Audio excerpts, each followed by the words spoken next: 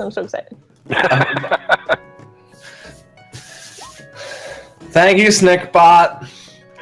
Hello, everyone, and welcome to Dungeon Crawl, where we sit around a virtual tabletop and play Dungeons and Dragons. Shitty to steal an intro from somebody, but I had nothing else, so... I don't know what you're talking about.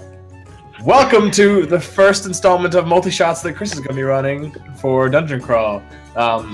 This particular set of episodes is called Tethered, and it's taking place in my world, Salira, which is in the country of Atuila, and we're going to start off with the players, who we can start to have introduce themselves. Lydia, if you would like to take the first, and then we'll go down the line. Hi guys, I'm Lydia, and I'm playing Resa, who is a fighter.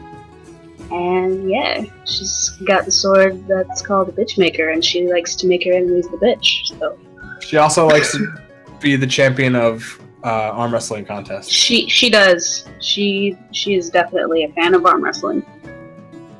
Okay, next up. That would be me. Hi, I'm Matthew.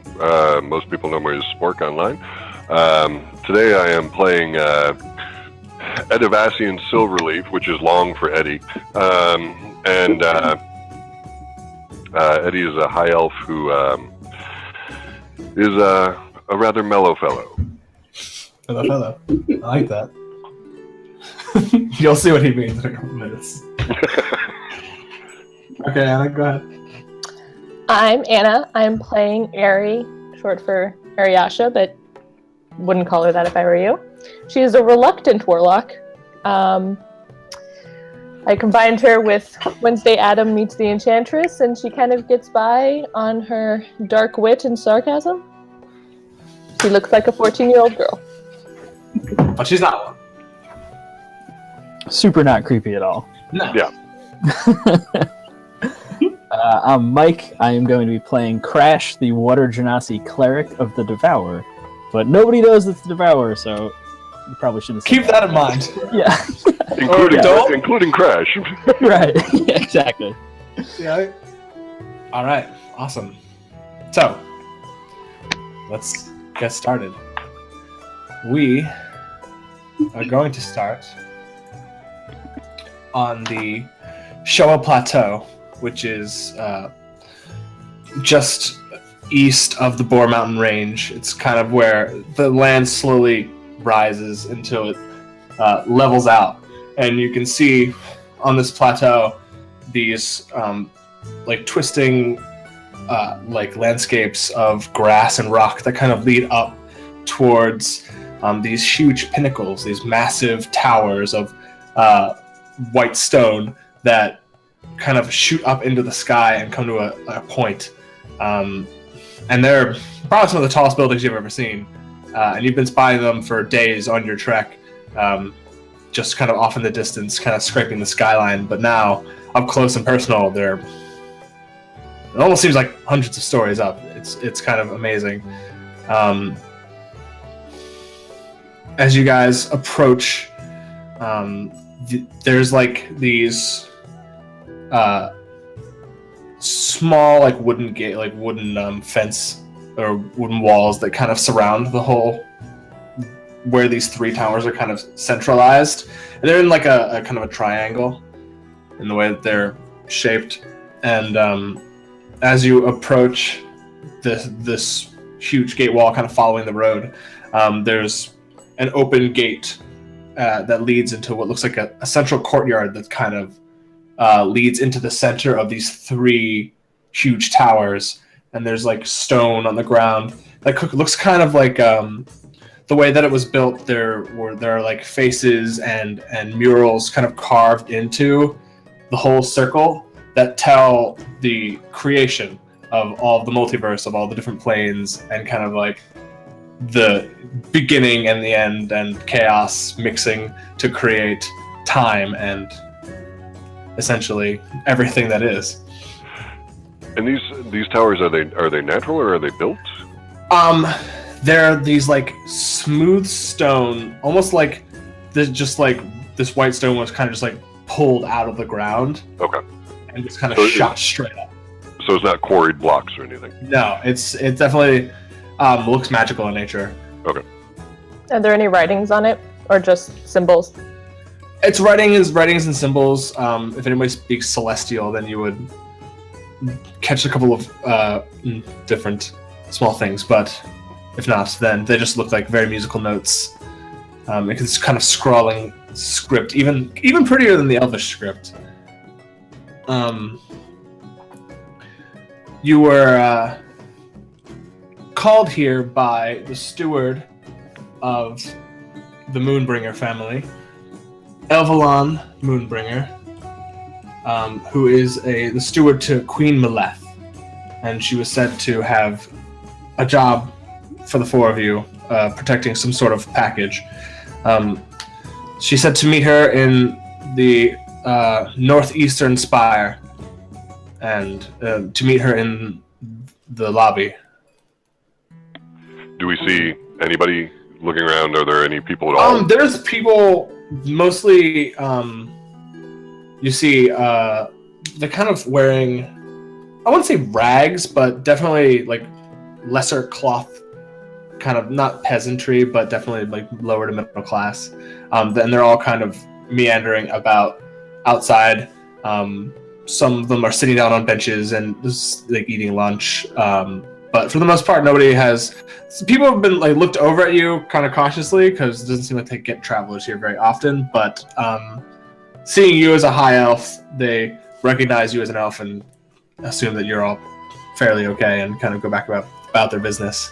Are these elves around, or are they humans, or?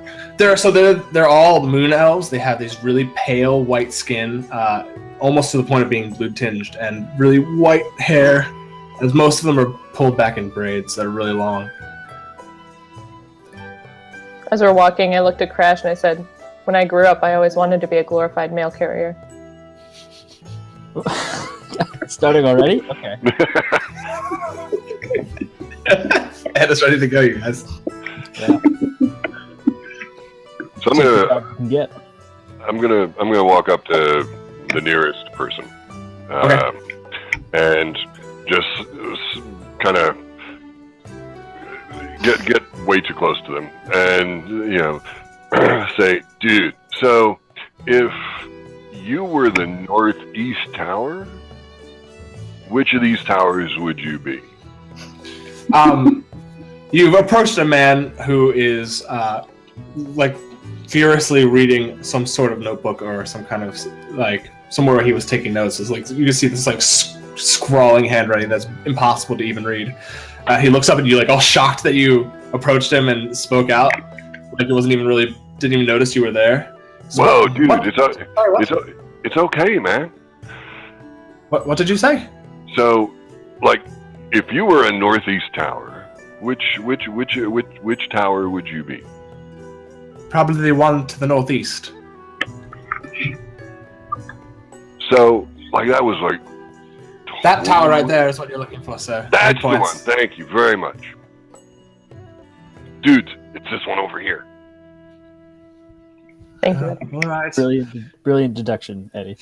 Hey, he goes back to scrolling.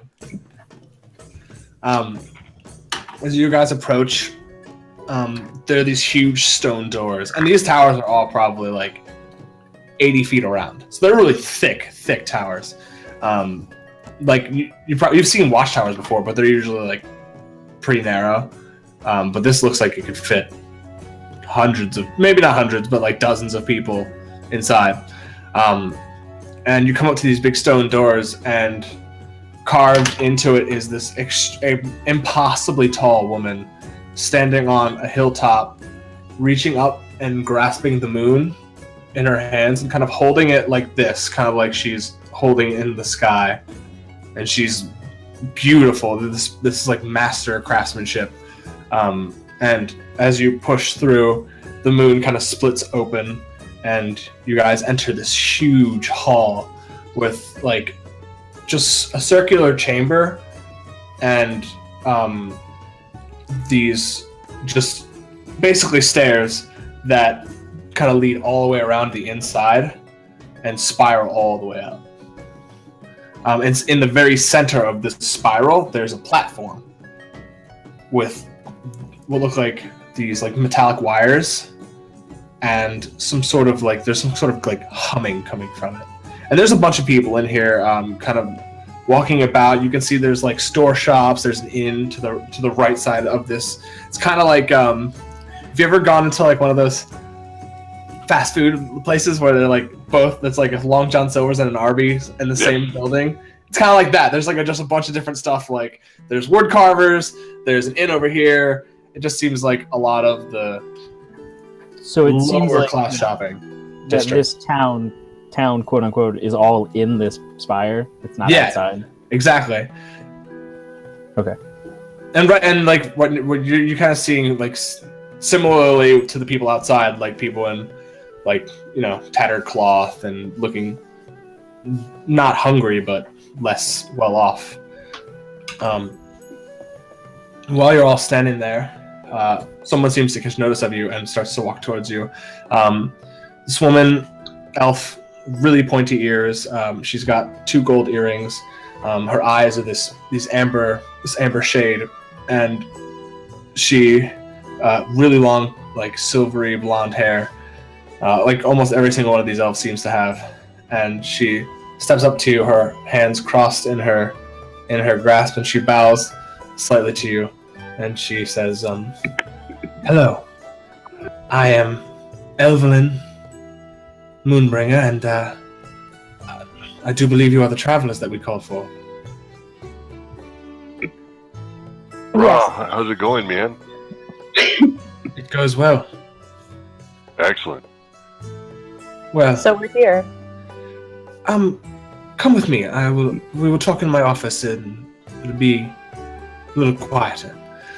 And she steps onto this platform and beckons you all to join her. Eri's taking note. Are there any bookshops or magic shops within? Yes. Okay. Looking. They look really keeping an small. eye out for bookstores mostly. There's a small bookstore. It actually looks like a small book/magic store. It's like a combination of both. Okay. It's oddities and ends, and yeah. So you all step onto the platform, and there are these like small metal gates that close behind you. And she reaches into this small box, and you see her hand kind of glow. And Grace is then a little nervous. she opens the box and pulls out a crystal. I think I was on something like this at a fair once. It made me puke. Please don't do Please that. don't do that. I take a step to the side away from Eddie. And she turns the crystal, breathes on it, and it lights up. And she sticks it into a hole into this little panel. And then all of a sudden you're like hovering off of the ground for like a couple seconds. And then you shoot up, and you feel like the weight of like gravity push down on you, and you'll have to like catch your feet and like look around at each other. Like, holy shit, what the fuck just happened? And you're all rising up. Well, this is new. Eddie, is this what tripping's like? This is awesome. We need one of these. I'm like holding onto the back of him so he doesn't, while he's like probably looking over. I'm looking over the side. It's crazy when you're looking over the side because there are like torchlights on each landing, and each landing that you go by is like zoom, zoom, zoom, and this light's like flashing. Looks awesome. I think I'm gonna be sick. That's what I said. Eventually you hear the hum of magic kind of slow to a stop, and you hear a latch come underneath the platform and kind of hold it in place, and the doors open, and she takes out the crystal, puts it back in her box, and puts it away, and she says, "Come with me," and leads you down a hallway and turns right into a room, and beckons you all inside. I go through the door. Absolutely. The office it's small. She is the steward to the queen, not the queen herself, so it's not terrible. It's got a nice sized couch and then 2 chairs in front of the desk, and the couch is kind of pushed up against the wall to the right side of the wall, and there's 2 chairs in front of the desk. I sit in one of the chairs in front of the desk. She walks around and sits down, and then she kind of puts her hands in her lap, and you can see she was like holding herself very straight and posture like, but she kind of sinks a little bit and sighs. So we made it here. Yes, yes.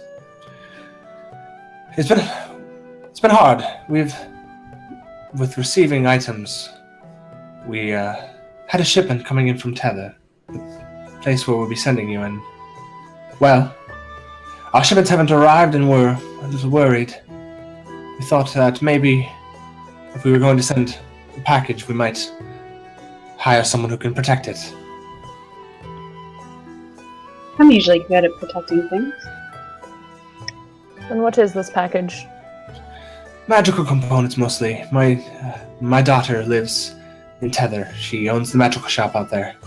It's called a Metallica Arcanium.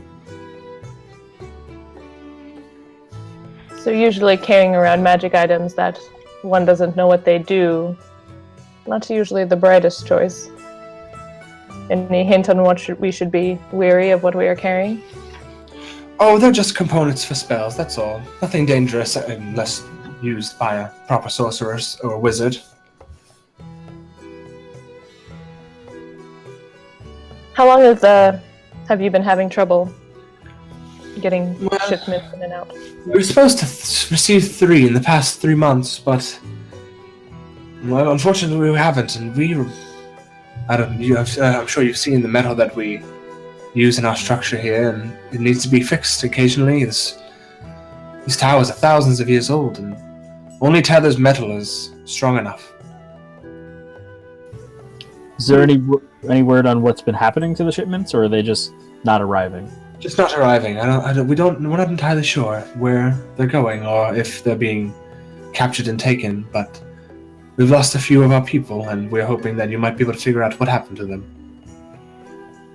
Have the people been recovered? No, they have not. Bro, this is like a beautiful tower and all, but I'm more a napper than a fighter. And I mean, if we know like we're gonna be walking into unpleasantness, how much are we getting? Even a fighter likes to know what she's getting herself into. And what we're getting out of it. Well, as far as what you're getting out of it, she reaches underneath her desk and puts a sack of gold coins. 500 there, for now. 500 later when you get back. It seems these, And that's just for protecting the shipment.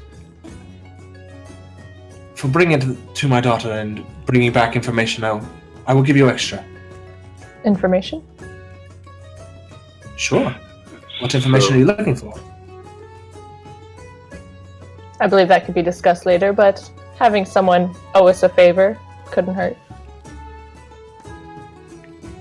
Well, I will do what I can. We have our library is not extensive, but we have collected a lot of knowledge over the years, especially about those of the arcane.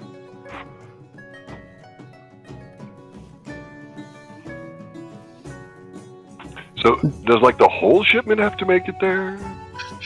It's just one parcel. Oh, okay. How big is it? She, again, goes underneath her desk and puts a box in front of you. It's like not big at all. It's like a small chest. Could fit in a backpack. Could fit in a backpack. Exactly. And we are giving this to your daughter. Yes, her name is Tessara. And what was the magic shop name? The Metallica Arcanium. Metallica Arcanium. Got it. So before packages started disappearing, about how long was the trip between here and Tether? Oh, it's 3 days, 4 days, depending on what route you take. It's not too far. The Dead Drop Canyon starts about a day and a half from here, and God damn it! I couldn't resist. I couldn't resist. No, it's okay. It's totally understandable.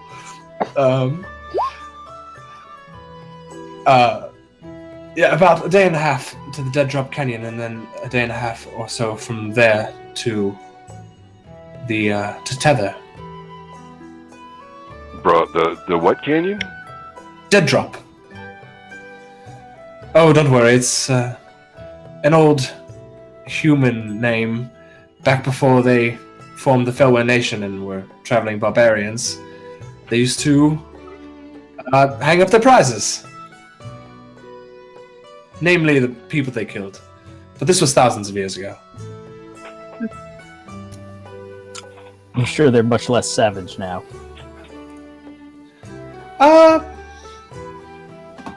Much less savage than then, yes. I'd like to think I'm not very savage. Fair enough. I take slight offense to that, I think, actually.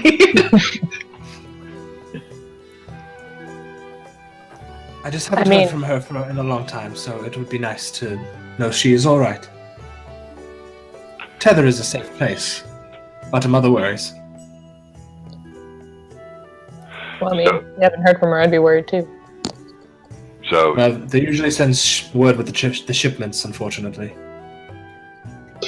Has anyone else been trying to receive shipments from Tether other than yourself? And have they made it? I'm sure they have. They ship places all across Atuila, and their metal is very strong. Even the dwarves themselves.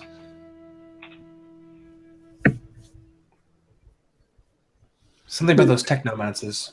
The way they weave their spells through metal. So, bros, we got the box. We know where we're going. We've got the goal. I've got less important things I'd like to get back to. So, what do you say we get this package delivered so we can get back to not doing them? Sounds like something I can handle. The quicker we get this done, the more we can move on. Oh, one question. Do you happen to know the last person that did manage to make this journey back? I think Farron was his name. Young elf boy. Wanted to get out and explore the world, I guess. I think he's somewhere on the lower levels. If you wanted to talk to him, I could bring you to him. May not be a bad idea. If you would be so kind. Sure. Come. And she'll lead you back down. This time when you're going down in the lift, it's this weird moment of like where your feet it like starts a little too fast and your feet kind of leave the floor for a second and then you just drop down a second and you're like, whoa, I have to catch your balance. And she seems like she just like takes the drop and like doesn't even flinch at it.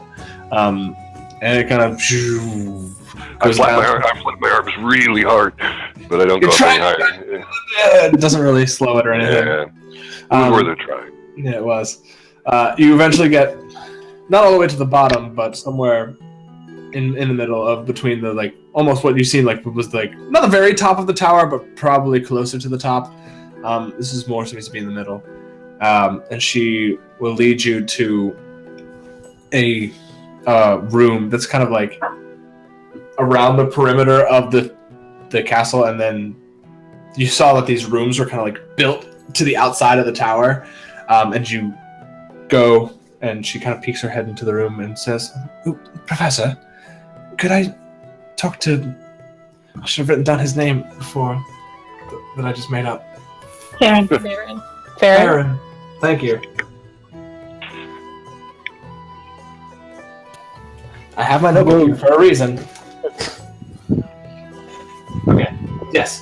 Can I speak to Farron, please? And you hear some grumbling from the other side. and like a squeak of a chair, and somebody comes and walks through. Actually, looks like a wood elf. Skin's tanner, deep chestnut hair, dark brown eyes, and he comes out and looks surprised to see two humans, a blue thing, and this high elf all kind of just standing outside with stewardess, the steward of the queen. I've done nothing wrong. I swear, I told you everything that I saw, and I swear I haven't done anything wrong. Good. Don't. Whoa. Our steward here told us that you were the last person to survive a trip to Tether and come back. Oh, yes. Did you notice anything weird? Oh, when everybody started dying, that was weird. That's the type of thing we're looking for. Well, When? there was this really loud bang, and then another one, and then all of these hobgoblins came out of nowhere and started killing everybody. Where? My friend Kyle. Where? Where? Oh. Just as you were about to reach the dead drop, it was on our way back with the supplies. I ran really fast. You the only survivor. I didn't stop running long enough to look. Were you the only one who made it back to town? That I know of. Sorry I can't be more help. The path, you would say. Is there a place to avoid this route, or the quickest way there and back would be most helpful? It's sort of hard because the landscape gets kind of treacherous. There aren't many roads. There's one that might take you more time, but take you out of the way that we went. If you have a map, I can mark it there. And you guys, yeah, I'll say you guys have a map for sure. So he'll take your map and he'll mark on it like what path that he was ambushed on. Theoretically, he doesn't seem like he is the most reliable human being, but Yeah, can I make an insight? he's also not a human being, so most reliable elf. Good save. Not really, but thanks though. Yeah, can I see if like he might be holding something back, and Sure, there go might ahead be and something. roll an insight check. Okay. Thing. That's racist. I just noticed that. Can I do it with her if we're proficient in it? Yeah, definitely. Go ahead. Keep on roll. Okay. God, I need it. It's okay, I got you. Let's start off. I started off with an 18, so we're good. So 18 Okay. plus the 24. He seems worried he's gonna get in trouble. Guilty that he left his friends behind to die, and like all of the information that he has given to you. You sure you're telling us everything? Well, everything that I remember, it was really scary. Those sounds were the loudest. It sounded like a cannon or something. Can I kneel down and put my hand on his shoulder? Sure. I want to do that, and I want to tell him, like, don't worry. If we find anybody that was with you, we will definitely bring them back. And then it's not his fault. It's not your fault for what happened. He nods his head while looking down, and then kind of looks up and meets your gaze. I suppose. Thank you. Good Also- boy. Now I smack him on the shoulder, and I'm like, now you should probably get to work because we have some things we have to do. Okay, thank you, and good luck with whatever you're doing. He turns and goes back into his classroom. Resa, you get DM inspiration. Hey. So he said there was a sound like cannons, and then hobgoblins arrived. 2 cannons, right? Two sounds. 2 loud booms. Can I Are hobgoblins like common in the Dead Drop Yeah. Pass? Would I know that? Yeah, I think you guys would all know that. Okay. They definitely troll that area. Or hobgoblin that area. Yeah. Holy shit. Oh my god. So they have explosives. We can assume. Maybe Would they I- have sticks. Would I know any extra like history about it? Just from just being a human, kind of growing up with some stuff like that. Would I have any knowledge of it?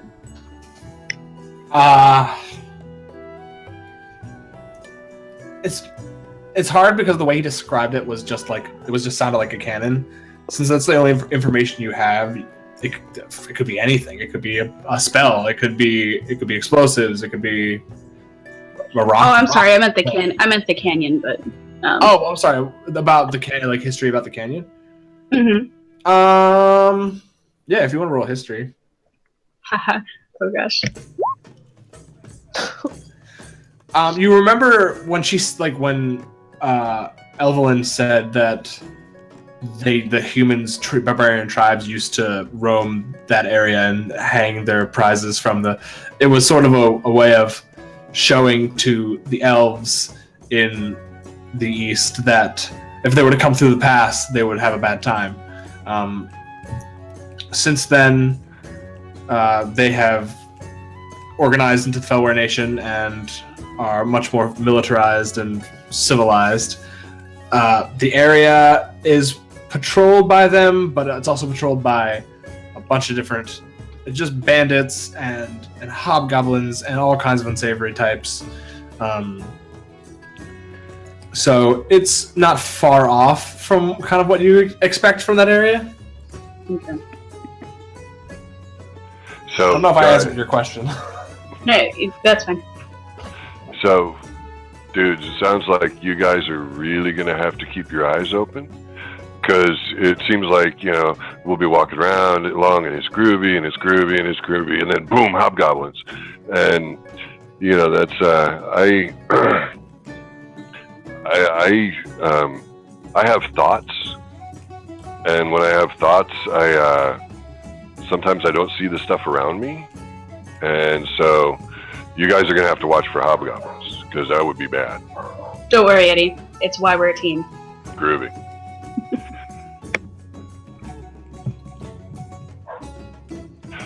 We saw a magic shop when we were coming in. And, I'm kind of between banks right now, but we just got paid. And I was thinking maybe we could stop and kind of see what they have. Very good, Eddie. It's not a bad idea. You don't get too much of those. This one was a good one.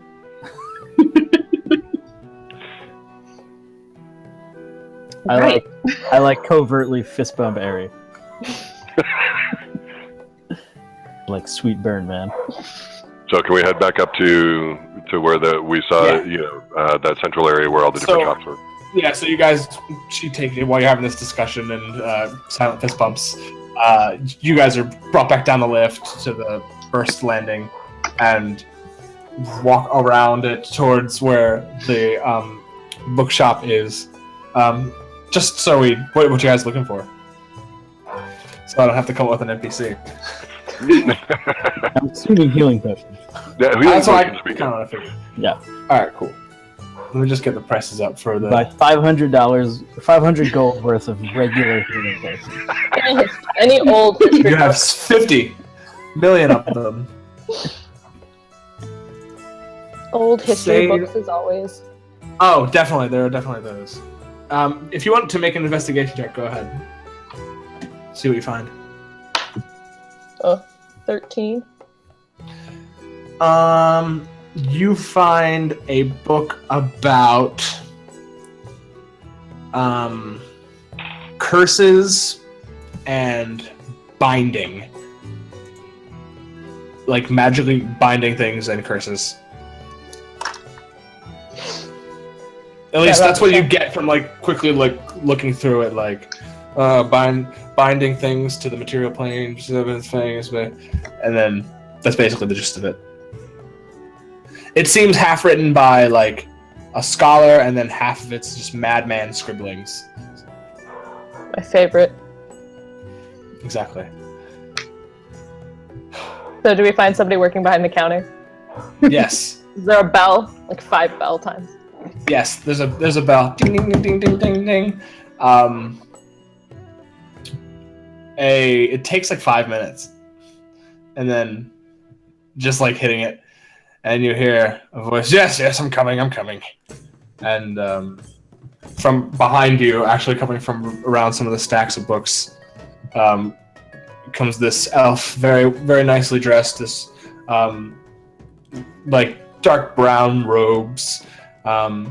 His hair is black and just kind of falls about his shoulders loosely. Yes, what can I get for you? This. And some healing potions. Eddie? 20 gold for the book. What healing potions? Well, I've got 3 supreme. I've got a 1 supreme, 3 superior, 5 greater, 10 standard.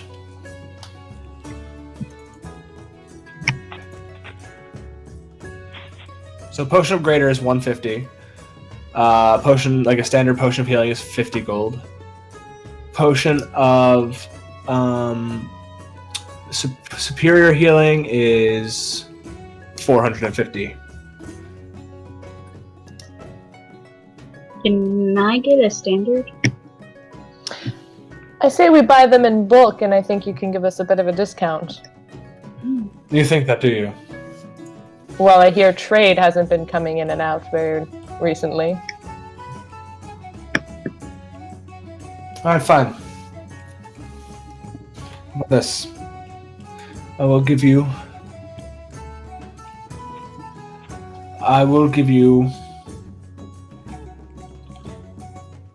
4 greater healing potions for $500. How about 5 greater, a superior for 600, and the book's free?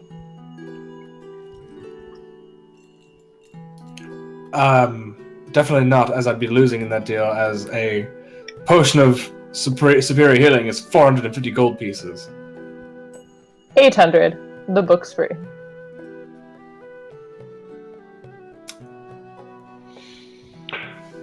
We are planning on clearing this trade route. I'm gonna cast friends. Okay. So I'm gonna walk up and go, bro. Man, that didn't take long. And Got my dice ready. kind of lean an arm over his shoulder and say, He looks horrified at first. and just go. DC's 18, so he's probably fucked. Guy rolled a 3. And he's gonna say, but bro, listen. He lets you lean on him, and he kind of looks over at you. And he said, we don't, we don't have like all that much money, and we still have like maybe hats to buy and stuff, and so it would really help us if we could get those potions for like maybe 300.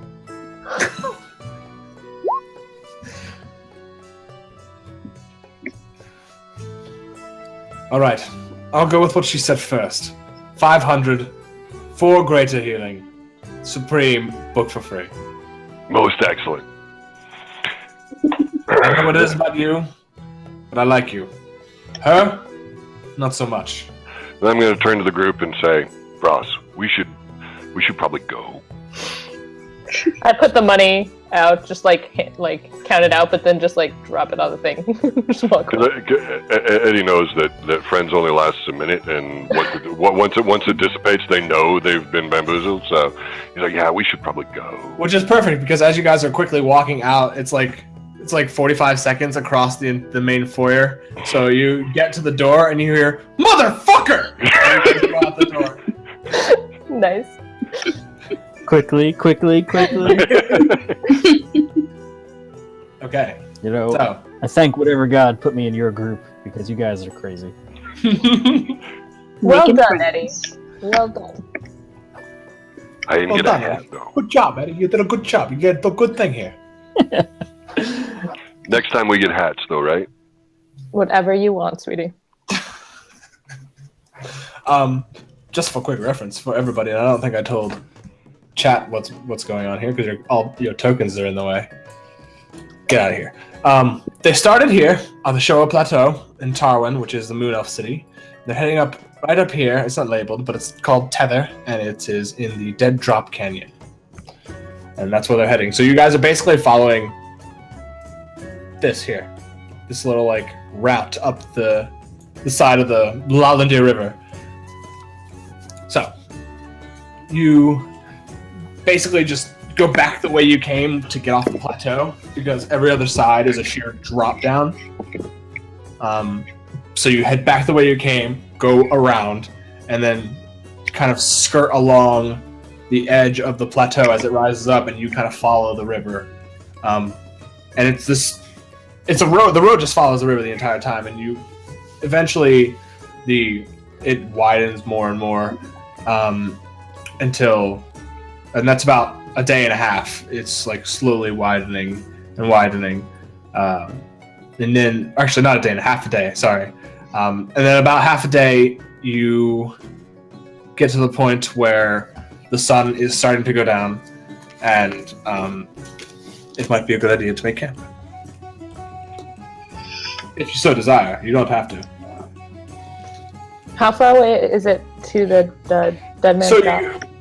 It was to Dead Man's Drop from where you guys are would be, I think, it would be like another day-ish. So same time tomorrow you'd be arriving.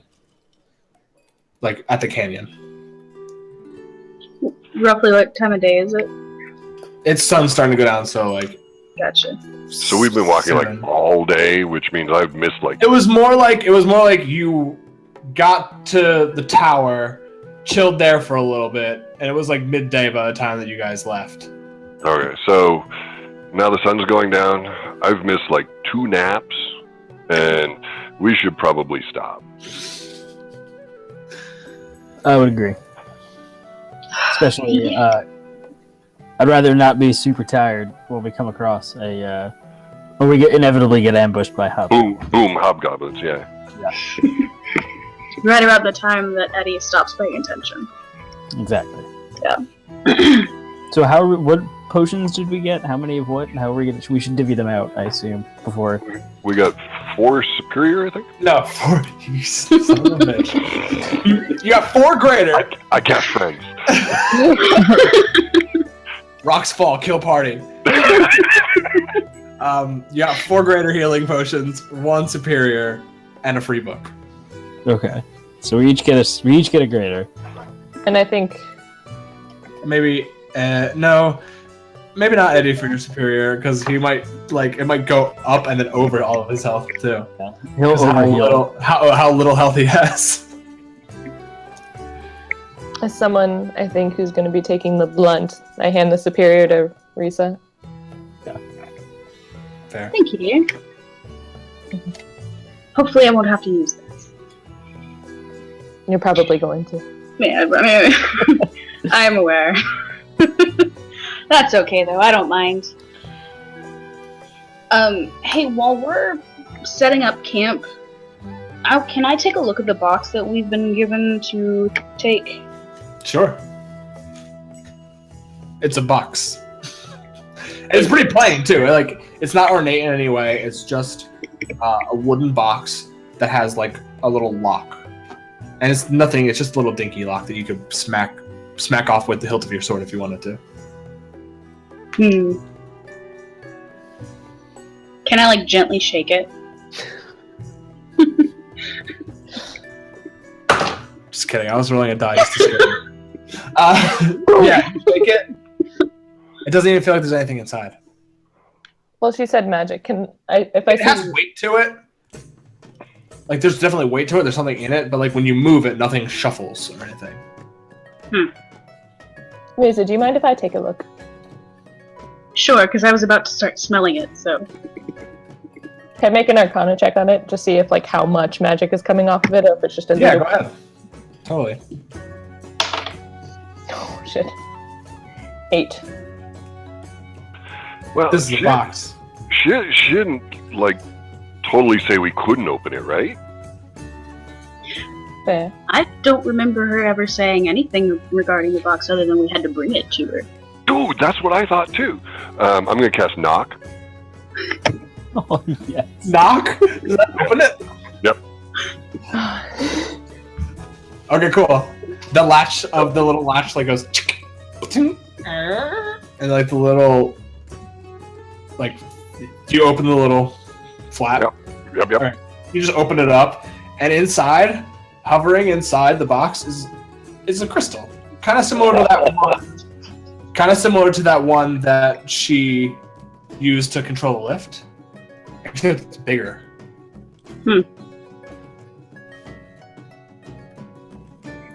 Well, that's weird. Any feelings off of this, Eddie? Sorry. Is it getting any feelings off of this, Eddie?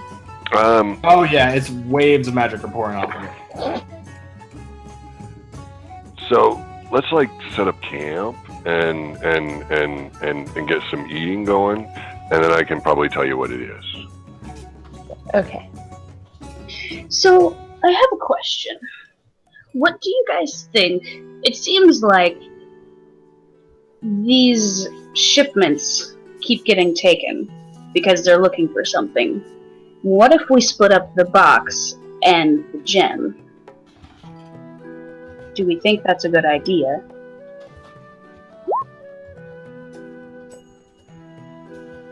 Or no?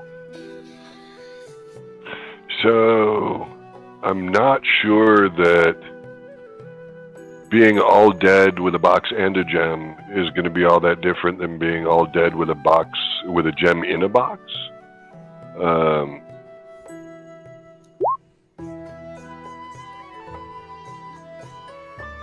Okay. Then I start setting up camp. Wait, what were you going on about, Eddie? Oh, dude, never mind. I think we're fine keeping it in the box, Resa. Sounds good. Look, once you accept like the universe is a matter expanding into nothing that is something, inside or outside of the box really doesn't make that big a difference. I'm no longer standing in front of him. Yeah. She walked away as soon as you started talking. That happens a lot. It's not even just her either. Yeah, we set up camp. Alright, cool. You guys set up camp with you all have like small individual tents that you set up around a small fire. Eddie's got a bedroll. Bedroll. Oh, yeah, of course it does. He just kind of flopped out flat, you know, looking up at the sky. Are his arms extended like you just did? Oh yeah. Good. Yeah, you know, if you lie on the ground, it's like the Earth is your backpack and you're carrying it through space. I'm just saying. I'll take first watch. Who would like to take second watch? I can totally take second watch. That's a great idea. How about I think not so. alone? I'll take first and second watch. Third watch, anyone? Yeah, I'll take last watch. Okay. So first is Crash. As you are taking your watch, roll a perception check. Oh boy. Oh hey, that's not bad. 21. Wait. You hear, being like on the edge, like only like not too far away from Tether Canyon, you can actually hear like coyotes yipping out. It's kind of echoing off of the stone of the mountain and kind of just like following down this riverside. Other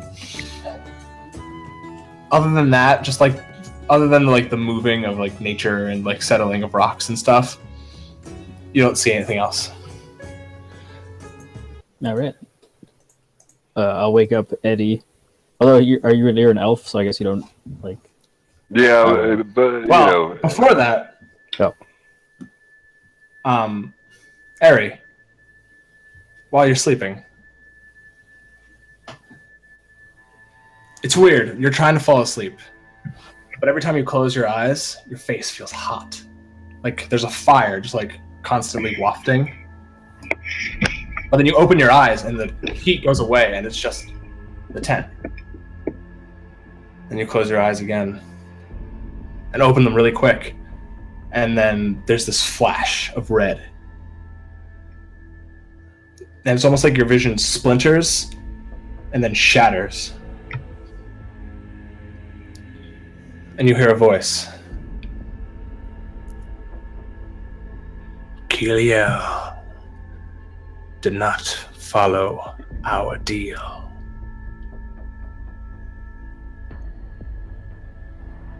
Find her. Cornelio? Kiliel.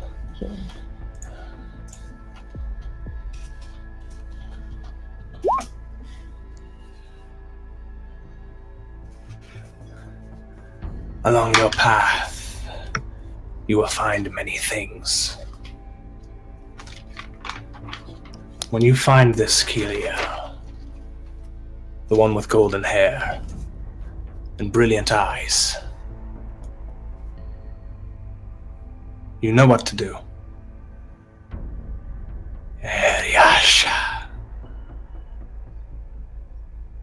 And you see, you can hear like the snippet of a conversation of these two familiar voices. It's like a woman's voice, kind of quiet and sad. But we have to. What other choice do we have? And you hear a man kind of sigh and shuffle like against like wood. It could be dangerous. We'll have to be careful. And then this heat that you've been feeling on your face intensifies to the point where it almost feels like your skin is starting to bubble and boil and blister and crack. And you wake up, staring at the tent.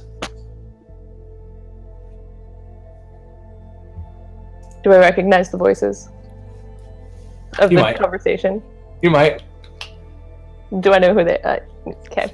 Sound like your parents. Yep. I sang what's another one? And I roll over and go to sleep.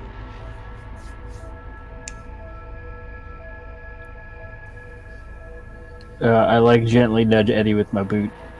Your watch, man.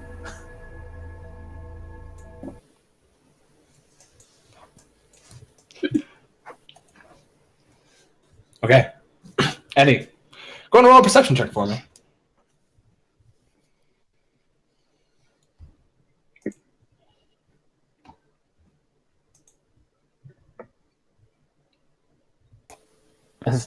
Perception is not Eddie's strong point. 10? Yep. It is beautiful out here. Oh, it is. The sky is completely clear. The moon is in the sky, and it is shining off of the water that you guys are staying beside, just like shining off and casting reflections. You can even see like the stars in the black water as it's rushing past. It's beautiful, quiet evening. While I'm up, I want to cast Identify Okay, on the stone. sure. Fuck.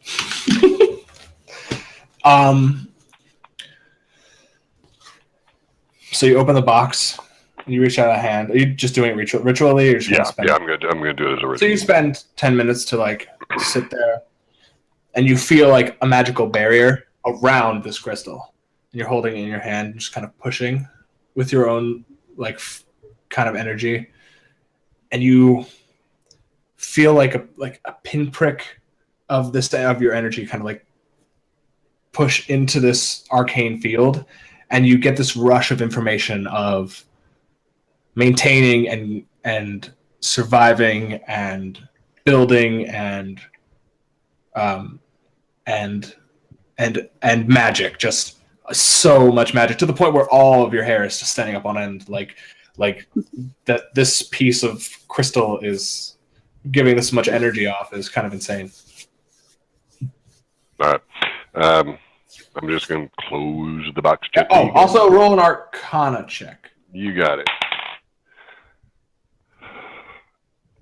With that. Oh wait, I mean you would actually know. It's called a moonstone. Okay. Because you used to identify. It's called a moonstone, and it is an ancient stone that is said to make magic easier to combine with other types of magic. So like arcane and divine, and like taking the two of them and being able to combine them into something different and new, as well as just a source of power. Okay. So I'm going to put it back in the box, close the lid.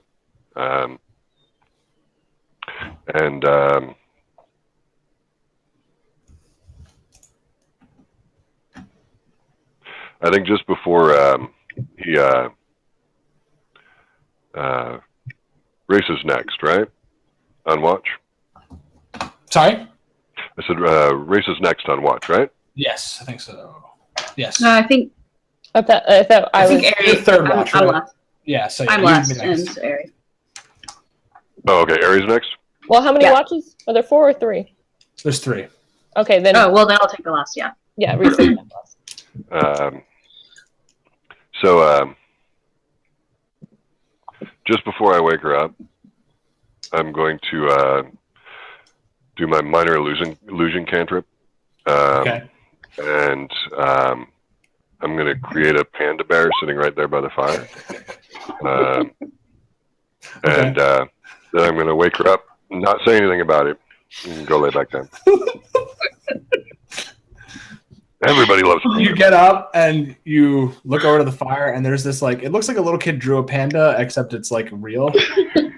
Because it's minor illusion. It's a minor illusion. It's kind of like hard to make a full panda. So it's like, it's kind of got weird proportions. Okay. One eye is like really small, the other one's really big. And you're like, whoa! And by the time that you even have a chance to like, the magic fades and it just like disappears. And you think that God you damn might it, fucking Eddie. do again. This is the 3rd time this week. Dude, everybody loves pandas. That was not a panda. Well, it was most of a panda. That's amazing. Awesome. Resa, roll perception check. Alright. Not gonna be. Uh-oh. There it is. Sorry, guys. Nice. Off, some like far, you hear what sounds like just really loud, really loud. But like, it's obviously really far away because of how faint it is. But you can tell from the distance that the sound came from wherever it was loud. Did it sound like a weapon going off? It sounded. It's hard to tell from like the ravine and like bouncing like there since you're following this like mountain. It's like bouncing off the rocks and kind of distorting the sound. It sounds like something like heavy impacts.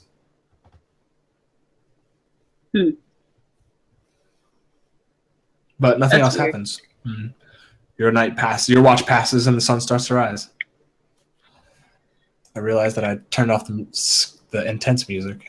Turn on some happy music again. Yeah, let's go with a different one.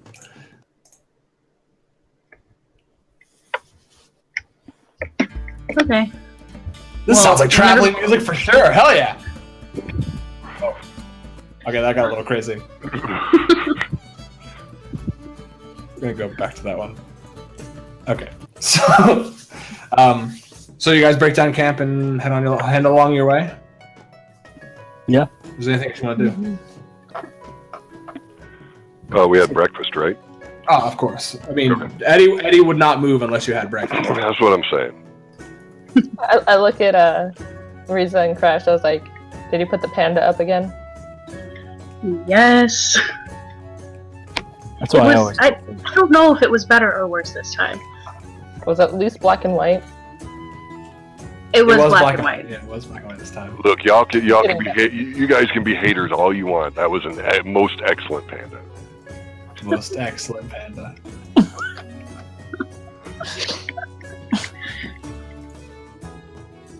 Okay, awesome. You guys. Yeah, the quicker we can get to Tether, the better. Or the quicker we can get through this hobgoblin-infested canyon, the better. Definitely.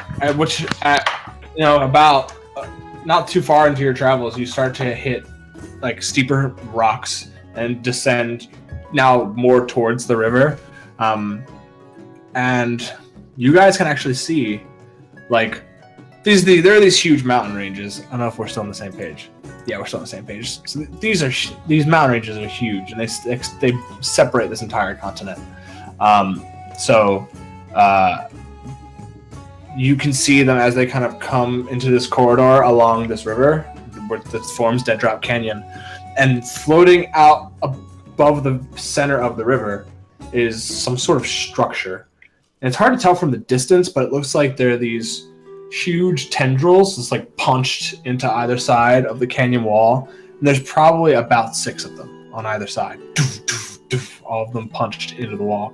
And it seems to be kind of like stone on the bottom. It's kind of covered in these little gems. And then this metallic weave of like wires. And that seems to encompass like the actual tethers that have it broken into the wall, into the sides of the canyon. So, is it? It's still far off, but you've definitely gotten a sight of it. Okay. You're still probably like another day from getting there.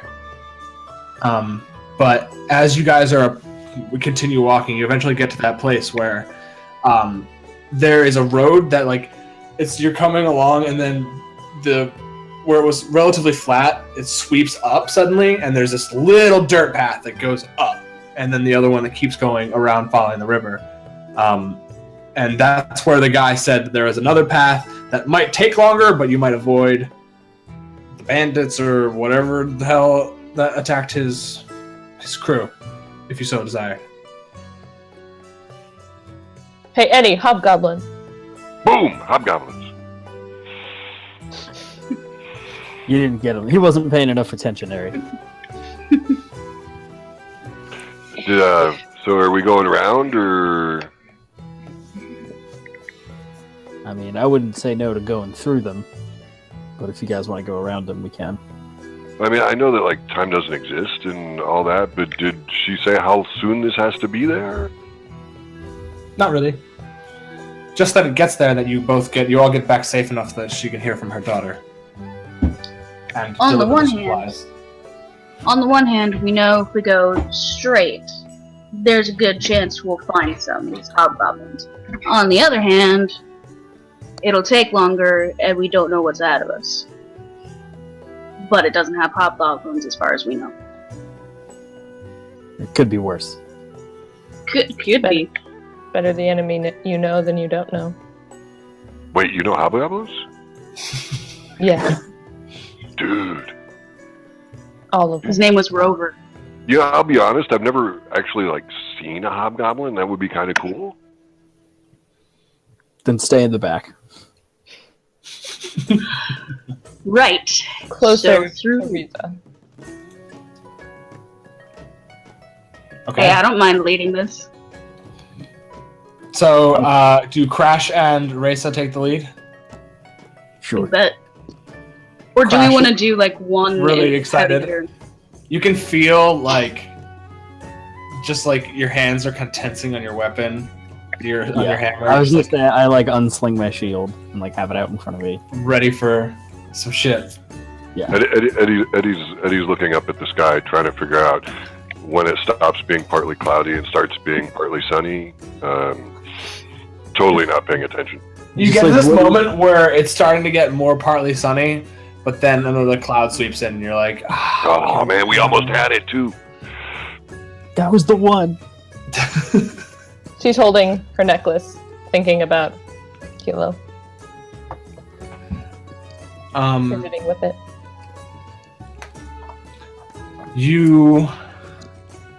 I have a question for Sure. Chris. Is Crash like keenly aware of where the box is now, or like do I just assume? Yeah, you get this kind of feeling of where it is. Like, Okay. do you remember how Matt described when Keyleth put on the band that allowed her to control? What's his face? How he said that you could feel it on the inside of your skull anywhere you moved. Yeah. It's like that. Okay. Like a cold Great. spot. Wonderful. Just checking. Yeah, little details. Yeah. So you guys continue pushing forward. You eventually come to, traveling down a forested path, and you see. This is probably the last bit of forest before you get to, like, the actual where it becomes Hard Rock Canyon. And it says there's a sign that points back to Tarwen. There's another sign that points more in an easterly direction, and it says Eldor. And then there's another sign that says Tether. Actually, it doesn't say Tether. It says Tethelin, which is an ancient name for Tether. All right. We follow the sign towards Tethelin, I assume. To Tether. You guys move on your way towards Tether, and you push past the sign. There's a small clearing where there's looks like an old abandoned cottage, and then a barn, like a bombed out barn that's just like basically just walls, nothing else. And there's like even a tree growing up through like one of the doorways. Dudes, we should check out that cottage, man. I mean, come on, they could have left a hat behind. I like hats. Let's go. Yeah, that's what I'm saying. Sure. But I just like give Eri a look. We could just leave them here. Is this it? This is the time. This is the moment. This is the moment. Okay. We can't just leave Eddie though. He's helpless. True. If they're going to the barn, we'll follow just like right behind, just like we've given up. Alrighty. As you guys step out and start going towards the cottage,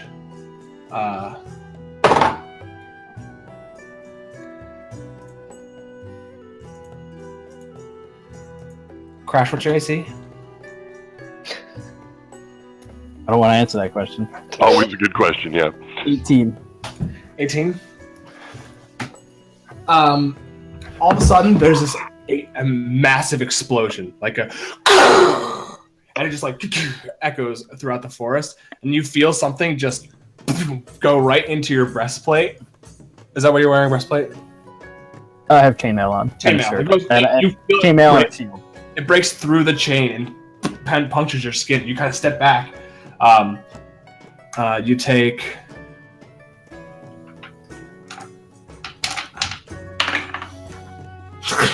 Fuck it, of course I rolled a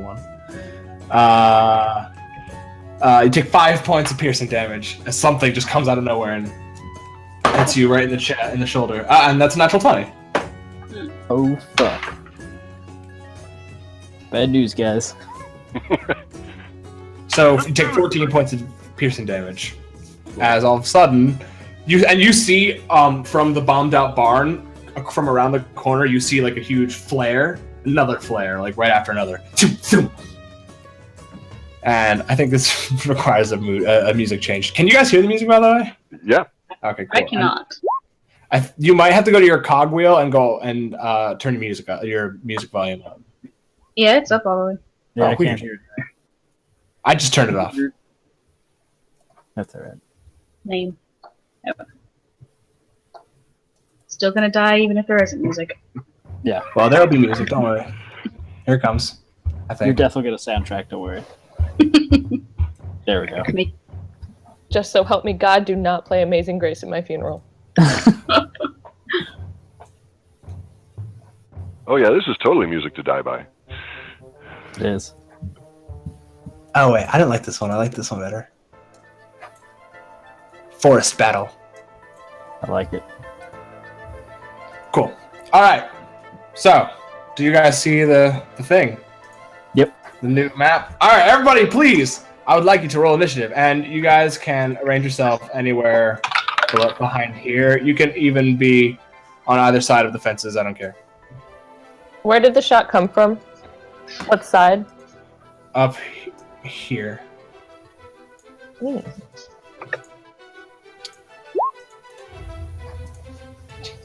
Are we gonna get a turn tracker thing? I assume. Yes. I'm so sorry. It's been a while since I've done it. Okay, there we go. But I am. But I'm gonna change it because I rolled. Yeah.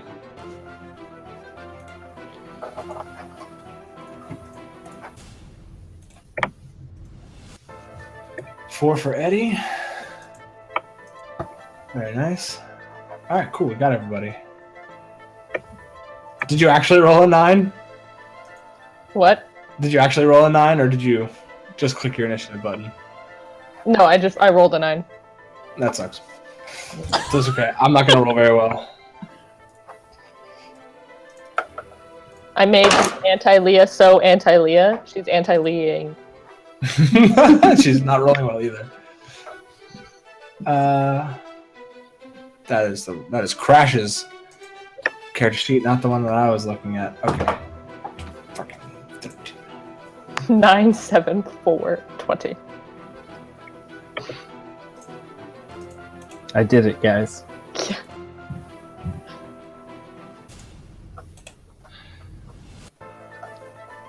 If Eri saw like Crash look down and see like a hole, she'd be, "What did you just do?" I mean, I would probably react. I assume I got shot at something. Or with shrapnel. One of you has a 17 passive perception. I forget who it is. I'm gonna look at my players. What is it? It's perception. 17. I think it's. Oh, it's you. You have a 16, Eri. Yeah. You see around this corner. You see. Actually, here I'll just boop it. You see a little hobgoblin peeking his head out behind the house. So you think immediately this is probably an ambush. Those fucking bastards. Okay. So I rolled pretty not good for him. He got one with a gunslinger. Fucking hobgoblins, of course.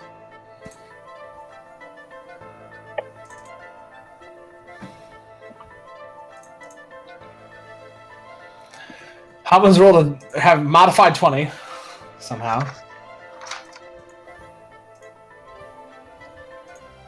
I have a +1 to Dex, so I assume who goes before me.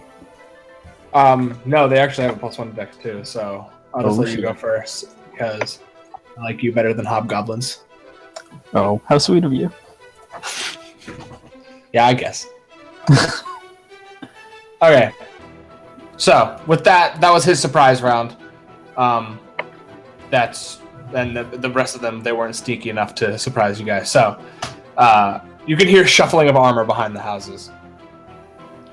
After that initial like gunshot, you're like, oh, now I'm aware that there are people. They're definitely more than just the gunslinger. So Crash. And I can see that guy, right? You can see that guy. Yeah, you saw the flash from behind there, and he ducked behind the corner. But you can feel free to do whatever you want. So if I had a spell that I had to a person that I could see, is he hidden like behind? Like I can't see him because he's. Oh, what's the spell? I was gonna hold person to him. Yeah, he used his movement to duck behind it. So with hold person, you have to kind of see all of them. If it was more of a damaging spell, I would probably have given it to you. Right, that's fair. All right, I will cast Cure Wounds on myself at first level, and then move up there. Awesome. Actually, can I get to him from where I was? I don't even know. Maybe. If he yeah. Oh, I could have. Well, I guess I go around the thing. Yeah, you can jump over it. It's like a 4-foot high thing. You just vault over it. Then actually, I won't cast Cure Wounds because I didn't realize I was close enough. Awesome. Yeah, you totally can. I'll get in there. And Get in gonna, on that shit. Yeah, I'm gonna try to warhammer his face off. Alright, go ahead and make your swings. That is a 25. Yeah, no, 24. Yeah. Okay, cool. That's 8 There's points. something of appearing, something big. Ignore it. 8 points of bludgeoning damage. 18, you said? 8. Oh, 8. Got it. I guess I'll healing word myself as a bonus action. All right. Sweet. So That's my D4 turn. plus your spellcasting mod. Sweet. That's 8 points. Okay, Hobgoblin's turn. And it's you, when you come around the corner, Mike, you see there are 2 right next to him as well. Oh, great. So I ran into a whole thing by myself. Perfect. I know what I'm doing, guys. I'm gonna get them out of here. Get to the token layer. This one's gonna come here, and this one's gonna come here. They're both gonna make attacks on you. That's a 1. That's a little bit better. No, 16 doesn't hit you, so you just like take both of them, put both of them again on your chain, and just like chink chink slides off, like finding no purchase whatsoever. I got a shield too. It looks all badass. Oh yeah, you have a shield. Ding, ding, you're just blocking them, like they're just swinging into it, and it's just glancing off the edge. This one's gonna see how far he can get. Yeah, he's gonna. He can't really get to you. So yeah, he's gonna go after you then, Resa. Bring it. And a couple of his friends are gonna follow.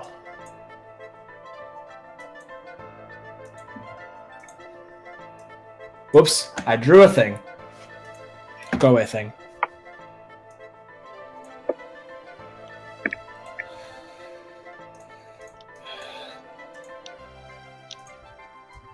So these guys are probably not gonna be able to make it. Yeah. So this guy's gonna go here. This guy's gonna come here to support him. And they're right there. This guy's gonna hug the wall here. And that guy, I didn't roll for you.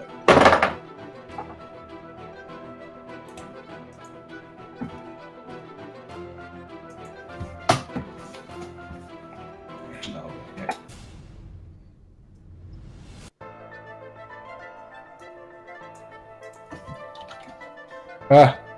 Roll 20 is freaking out! That was way more people than I was expecting. Yeah. This escalated very quickly. It's kind of what I was hoping. We got this. Do you have a -1 dex, Eddie, or no? Something close to that, I think. Well, maybe it was +1. I have it written down here. Eddie has a +1 dex. Okay, yeah, so you go first. Before him. Actually, I think... Yeah, the hobgoblin... These 2 hobgoblins are going to dodge. These 2 in front. And this hobgoblin is going to shoot a longbow at Resa while the other dude attacks. So we're going to get 2 attacks coming your way. First one is shitty. I think it's 17. No, No, sir. it's 18. No, sir.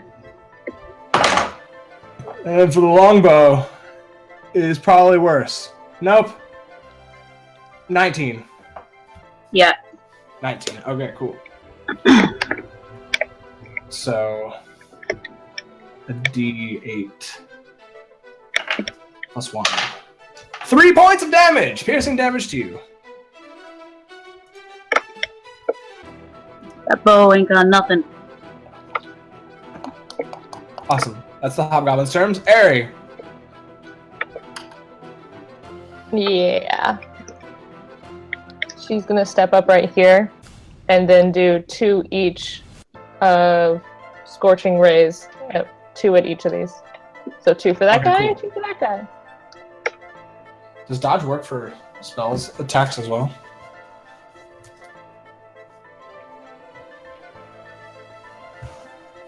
Oh, look. Yeah. think I have it's to just make a- four attacks though. Oh yeah, do it. Okay, so modified 20 for the first one. That one hits. 14 plus 8. 24 for the second one. That definitely hits. Only 13. Any attack roll against you has disadvantage, so you have to roll twice if you can see the attacker. Sorry. Because these 2 guys dodged as their action, so that they basically spend their entire action instead just making sure that they can't get hit. So anybody who attacks them has to roll with disadvantage. Okay. Sorry. No, reroll the first one. Yes. It's still that hits 13 8. Yeah. So the first one still hits. I'm re-rolling for the second one. There's 2 13s in a row. Okay, so my first 2 still hit. My third one didn't because the first roll I made was like a 5, 8, 9, 10, 11, 12. Just 13 hit? No. Okay, so the third one misses. Fourth one at disadvantage. Yeah, no. So this guy gets 2, and this guy gets none. Cool. So you jump out in front, and feeling that familiar burning of your spells, you hold up your hand, and out from it, the center of your palm, these 4 just shots of fire shoot out, and 2 of them drill right into him, and you can see that he gets knocked back, and it blackens the front of his armor. The other one dodges out of the way, barely getting singed by both of them. So 7.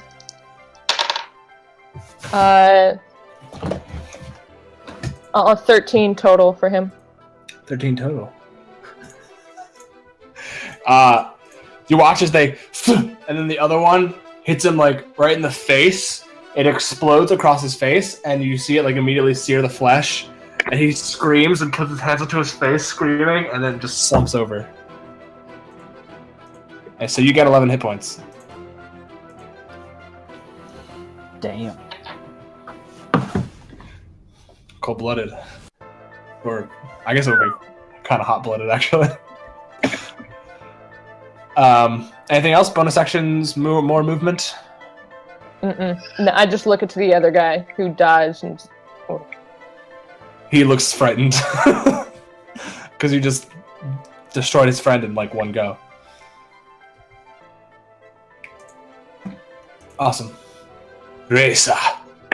Oh yeah. There's a dude who thinks he can fight you. Dude, I roll my shoulders and crack my neck, and I'm ready to swing. I'm gonna crack. It's take like a Dragon crack Ball Z. at him. Let's go. That hits. Just hits. Oh, no, it's actually 1 over. So that's a decent amount. 15. Oh, wait, no. The first one. Do you have your shield, or are you doing double-handed? Yeah, I have my shield.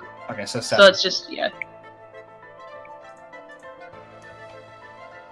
Alright, go ahead and roll your second attack if you would. I'd like to. Yep. He looks completely fucked up from that first one. 15 doesn't hit. So you bring up your sword and kind of sweep down and cut up into his chest, and you can see it kind of travels through his midsection section and then gets caught on his sternum, and that's the only thing keeping it from going into his heart and killing him. And you just rip it out, and then go to jab forward to his face, but you kind of trip on his foot. He kicks it out so that you just barely miss him. He looks like he's on death's door.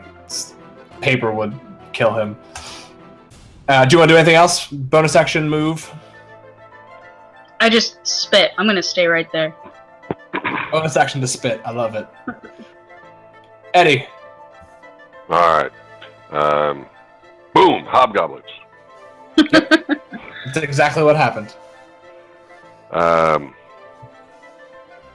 am going to cast Hypnotic Pattern. Okay. That will catch this guy and this guy. Okay. They make Wisdom saving throws, DC 19. Wow, that's a natural 1 for the bottommost guy. That's 2 natural 1s in a row. Alright, so in a 30-foot cube around these guys, just a pattern of swirling lights and everything else. It's kind of a it looks a whole lot like a lava lamp, just and they're completely caught up in the guy's like the guy in the front is looking around like all crazy, and you guys don't see anything. It's just him. He's looking around all like crazy. And he turns and looks at his friend, and they both look at each other. And to them, they see like these distorted shapes, and they just start laughing at each other. The eyeball was the trippiest thing I could find.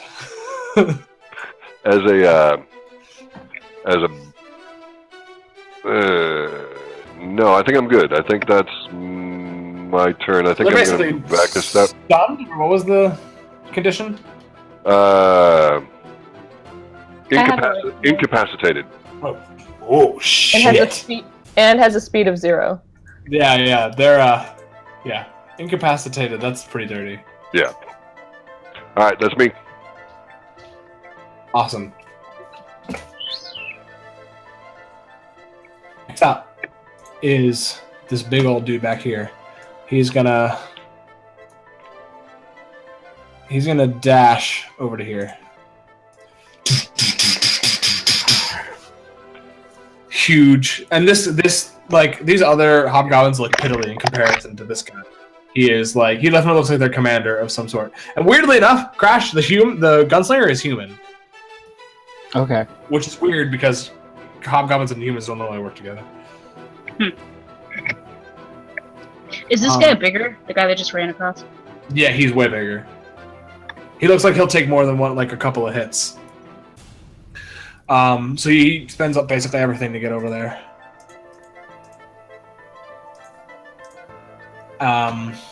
Okay. Back. So, oh shit, he got. Somehow he got to the bottom, even though he's okay. 11. It's not his turn. So, Crash. All right, this works out really well. I look at all of them and I say, "You've all made a mistake today," and I cast Thunderwave. Oh fuck yeah! So everyone needs to make a DC 15 con save. I will use my channeled affinity to do maximum damage because it's thunder damage. Fuck yeah! All right. Well, these two dudes fail. Onto like the top two dudes. Okay. What did you say? What kind of save? It was a strength? Con save. Con save. Okay. That's probably better for the hobgoblins then. Yeah. I didn't think of that, but oh well. Well, it's probably still going to be okay. I mean, like, I'm not... Sorry. Looking for the... There you are. So for the captain, he rolled a 17. So he doesn't fail. And the gunslinger rolls a natural 20. So the two smaller dudes, get pushed back 10 feet. Yep. Oops. So they go... How much damage do you do? It's 16. As you blow out towards them, as the shockwave hits them, they like get pushed back, and then as they're being pushed back, explode into meat. Oh my god! Nice. Like you just basically turn and just boom, the huge shockwave just plasters them against the wall. It's disgusting. Amazing. The other two guys take 8, so they succeeded.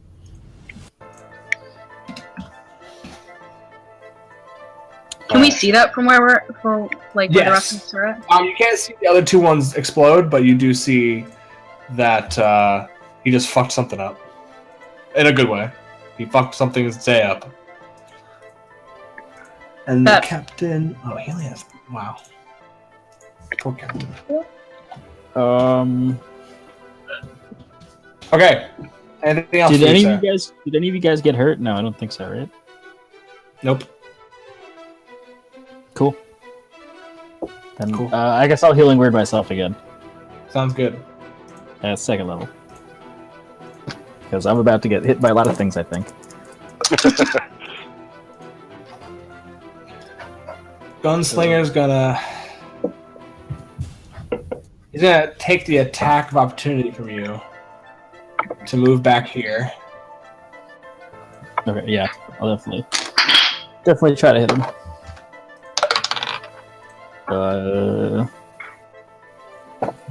11. Yeah, 11 doesn't hit.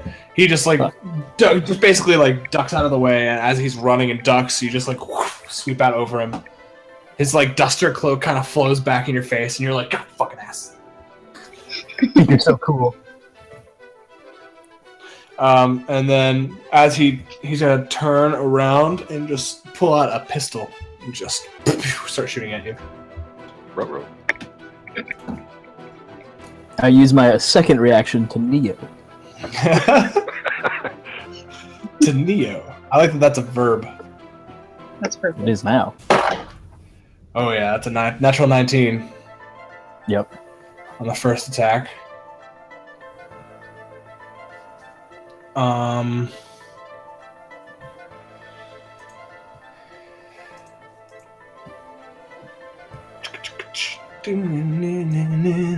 Let me just say, Resa is super impressed right now at Crash's ability to just blow people up. Yeah, that worked Ooh, out way yeah. better than I was expecting. She's super thrilled right now. You take 10.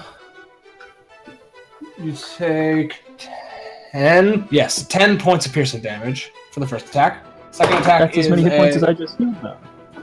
Sorry, the second attack misses. So Oh, nice. second attack is like a 9 or something. So You Neo.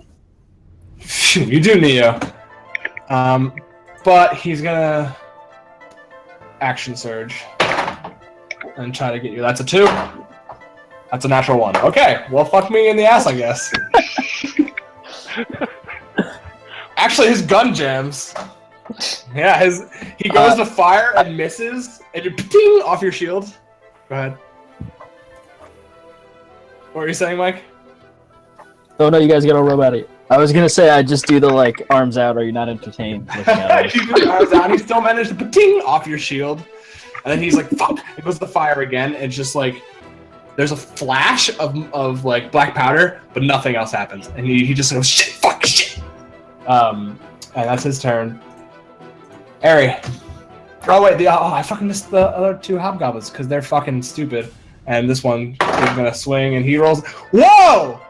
Another natural 1. What the fuck? I like this. I like this a 6 lot. natural 1s in this session I'm not- alone. I'm not saying you can only use that die, but This like is my metal die. This is like my cool one that I use for Talon. Why am I using it? I'm gonna stop using it. You've cursed those die now for him. No. I've got a microwave. You're getting you're getting all the ones out of the dice. Talwin's gonna roll like crazy next time we play. Oh yeah, oh yeah.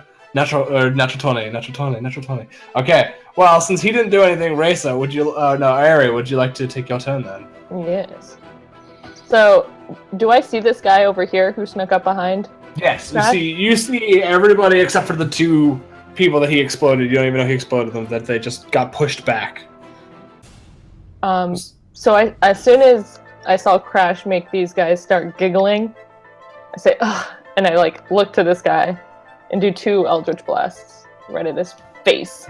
Do it. Right in his stupid hobgoblin face. 19? 19 hits. Just wait. Does it actually? It might not, because that's the captain. He's got to. Yep, it hits. Okay. The second one is 15. 15 does not hit. So Okay. the first one does. Yeesh.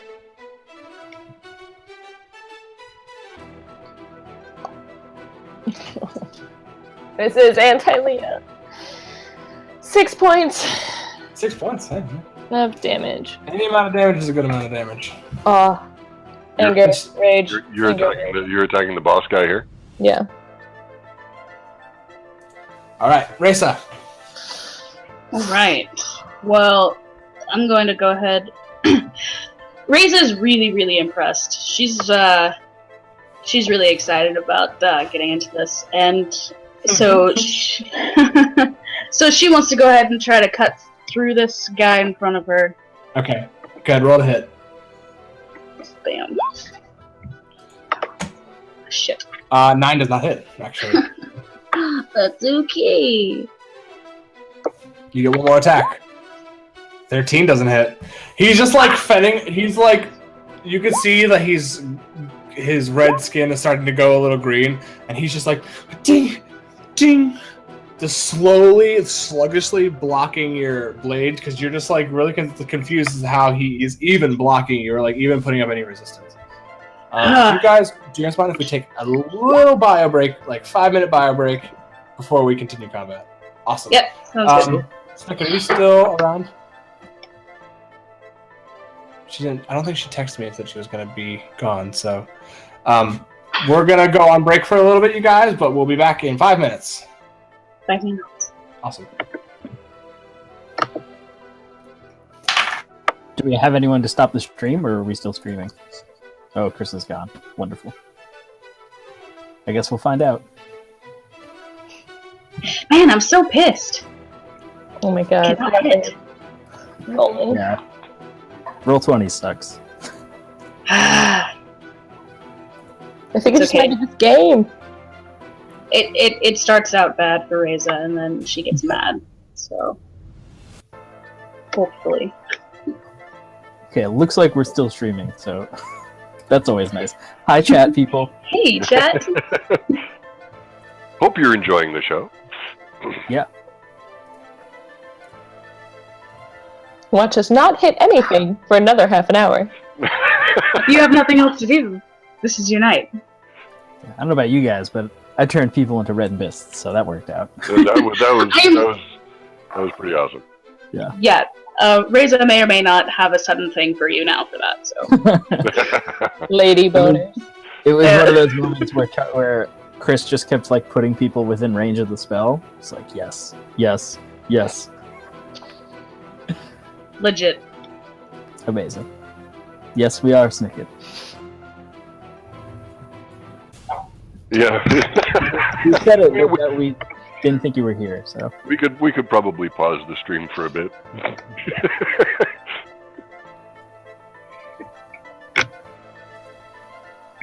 Fuck that noise. I'm gonna pop on and talk to you people for a break.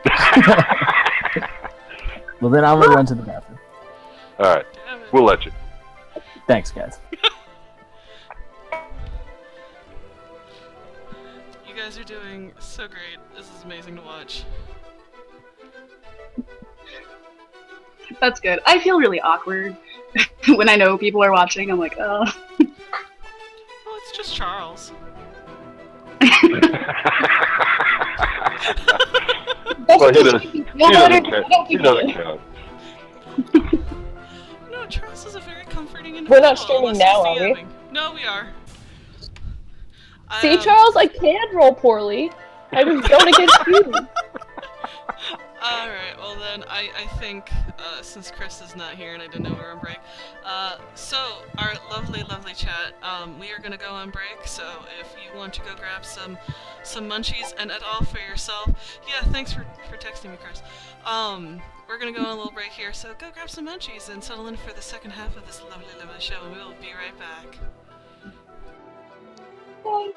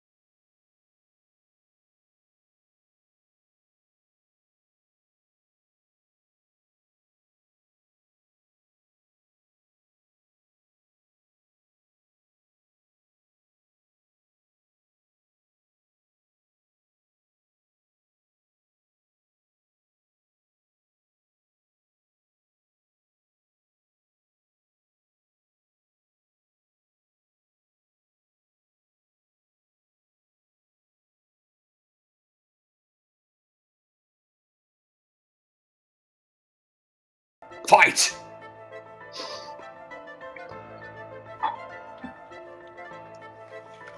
One, two, three, fight!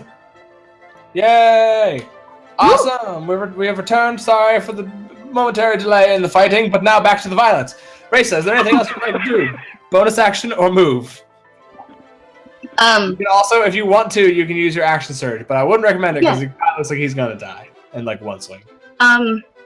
Actually, I was hoping. Let's see. Oh, I might be too far. Nope. Ah. Okay, he's gonna take a swing at you. Yeah. That is mediocre. Does a 17 hit you? No. He is weakly like, and like his weapon goes into the dirt, and just like barely can even hold it. Eddie,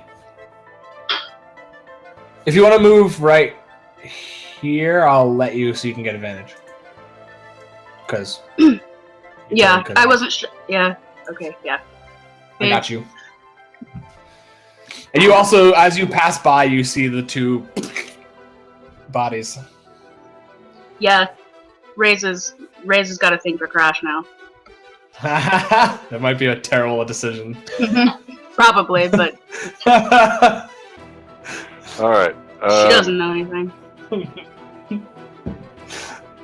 All right, cool. Eddie, what would you like to do, my friend? The board's yours. I'm conflicted now. Mm-hmm. Because I was totally going to mess up this guy's day, but now, there's this suddenly hobgoblins.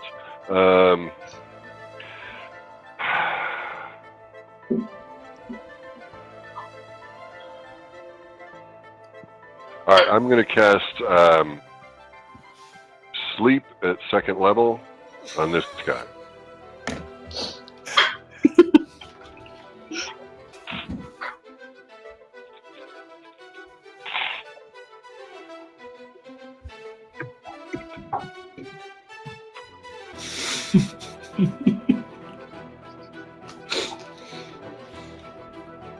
Oh, I hope this guy doesn't have too many points. 35. 35 to do what? If he has 35 hit points or under, he goes to sleep. Oh, it's a sleep spell to the big guy? Yep. He like stiffens, looks around, his head wobbles a little bit, and he just falls to the side. Oh! He goes down? He goes down. Groovy.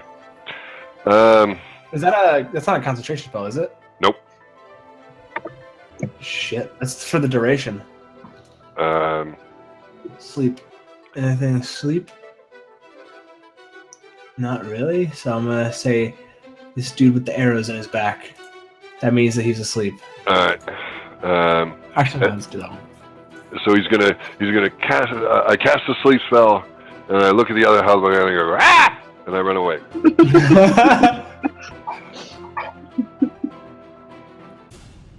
And that's my turn. A fairly effective turn. He's sleeping. Does he make a saving throw at the end of his turn or no? He does not. He is sleeping. Crash! Your turn.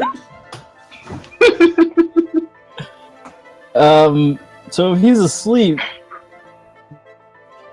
like advantage on attacks. I would say I don't know if incapacitated is the right word. Is he unconscious? What is it? Does the spell Unconscious? say? I would say unconscious, which is still incapacitated. It does say each creature affected by this spell falls unconscious. Okay, so he drops whatever he's holding, so his weapons are on the ground. He automatically fails strength and dex saves. Attack rolls against him have advantage, and any attack that hits is a melee attack within 5 feet is automatically a critical hit. All right, let's see if I could Gallagher his head. So you have advantage. Bro, maybe we should tie him up. Oh. I already rolled. Sorry. Yeah, that's fair. If I had thought of it, 16. 16 actually misses. This guy's asleep. Son of a bitch. You just can't get through his armor. I miss his head and hit his back. Ding! Oh well, that's shit. Okay, I forgot. Back. Reza's a That's my little bit turn. disappointed now. Wait, what happened? Oh, you only have one I just attack. don't have 2 attacks on them. Oh, right. So Yeah, you rolled only with if you're you war. rolled with advantage, right? It was Natural one. 1 and a 9. Ah, okay. It was one under his AC. God damn it. That makes it worse. This hobgoblin is going to run away. Oh, you bastard. He's dashing and getting the fuck out of here. I should have killed him. These other two are... Do they make a saves at the end of the turns or anything like Nope. that? Wow. What is the spell again? Hypnotic pattern. That's so fucking cool. Dang. The spell ends if they take any damage. Oh, yeah. Okay, cool. Charmed for the duration, up to 1 minute. That.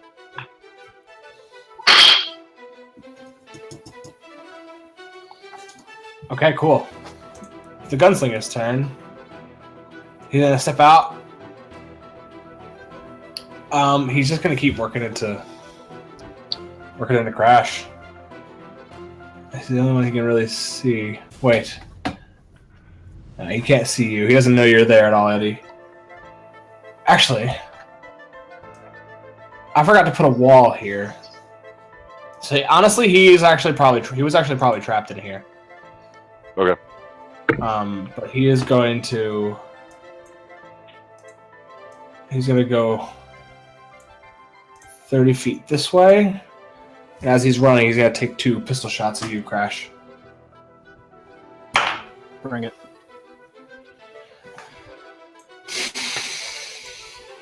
Why am I rolling like We're absolute all Lombardi Warhammer together, shit? though. It's just tonight. It's just tonight. 11. Misses. Second attack is not much better. Nope, that was the same thing. 11. Nope. Cool. So he runs. That's his turn. Actually, yeah, fuck it. I'll do that next turn. Eri. If he has next turn. Wait, so they're basically incapacitated, so do I automatically hit them? Okay, so if it's only with a melee attack within 5 feet of them. So if you walk up and stab them, you do. So Actually, you have advantage. it's any attack that hits the creature within 5 feet, so it doesn't have to be melee. It doesn't? You go walk up and You just stab have to be within 5 feet of him. Oh, yeah. I walk straight and look into his eyes. Uh-oh. His eyes are totally glazed over, and he's just like laughing. Does not even see you coming. Good. And Eldritch Blast right to the face. I think those are ranged attacks, so you have to make them with disadvantage. Oh. But you have advantage, so you just straight roll. Okay. Yeah, 17, 18, 19, 20, 20. Yeah. Mm-hmm. Yep. These things are so fucked. Is it just max? Do I still have to roll damage, or how does it work when they're incapacitated, or does it? It's you still roll damage. We're Okay. just gonna multiply by 2. It's an automatic critical. Oh, okay. So So it's like roll the natural 20, except without the that's roll better. natural. So, it's 8 and then plus. Oh no, it's 2. Yeah. So double the die and then add 16, your modifier. 17, 18, 19, 20, 21. Yeah. Just blown to pieces. Like, just you because they come out of your fist and your palm, so you just push it against his chest and they fire through his chest. You could feel your kind of hand sink in just from the heat, sink in a little bit as it's like you just see fires fly out the backside of his like exploding open his the back of his flesh. It's just disgusting, a terrible mess. Suddenly chowder. God. Suddenly no more hobgoblin. Then how much did I move there? 15. I'll let you move the extra 5 feet, because why not?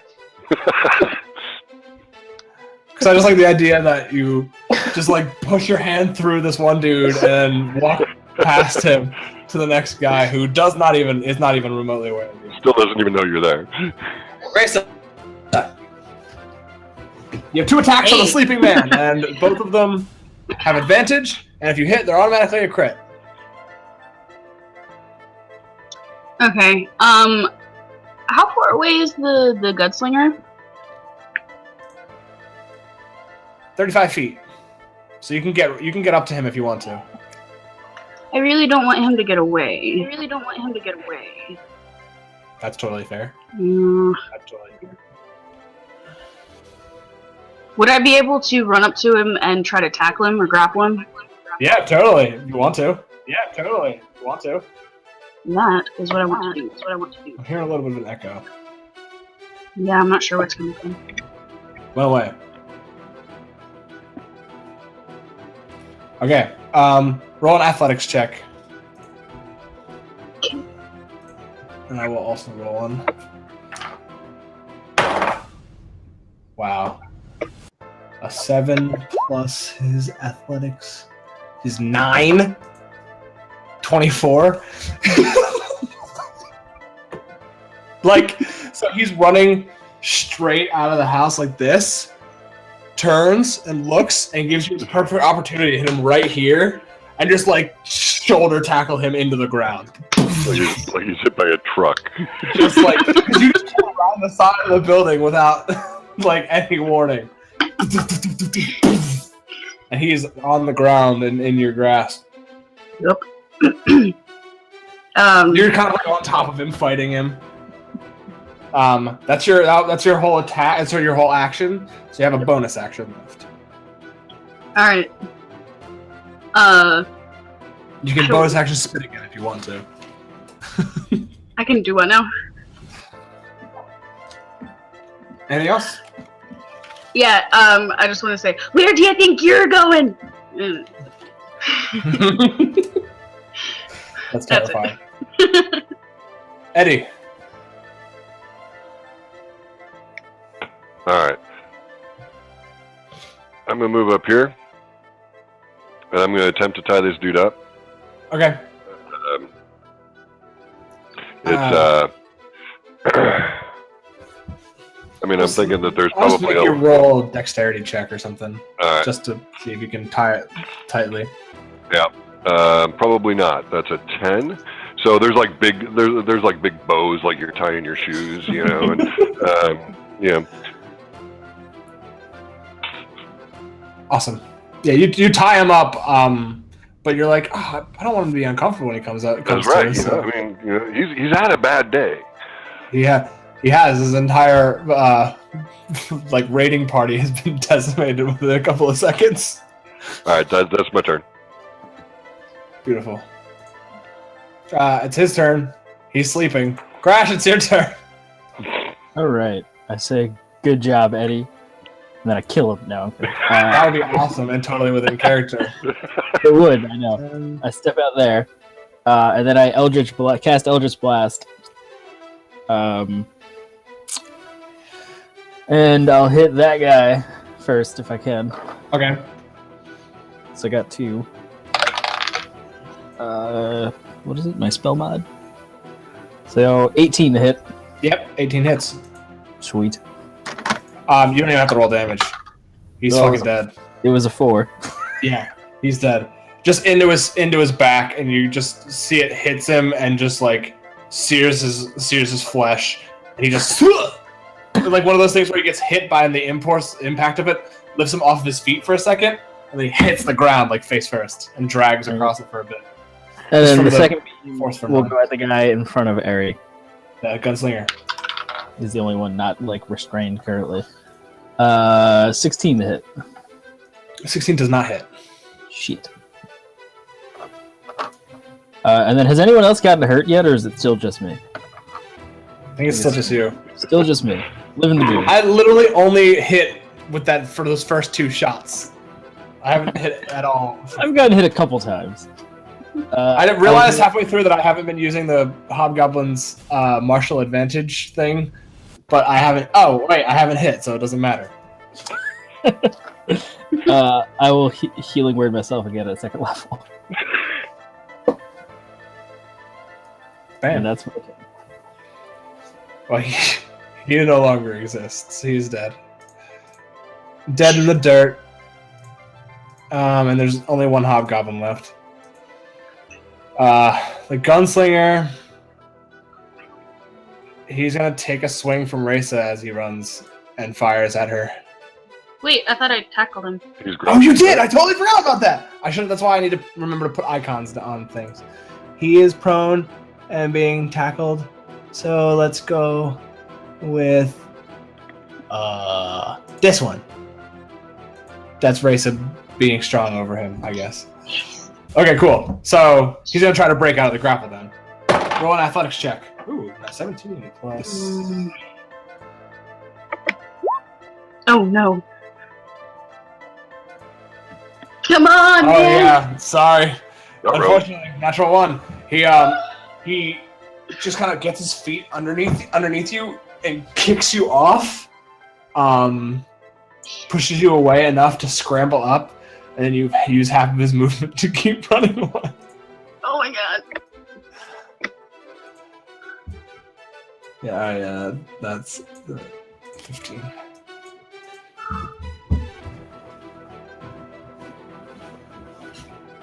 Okay, Eri.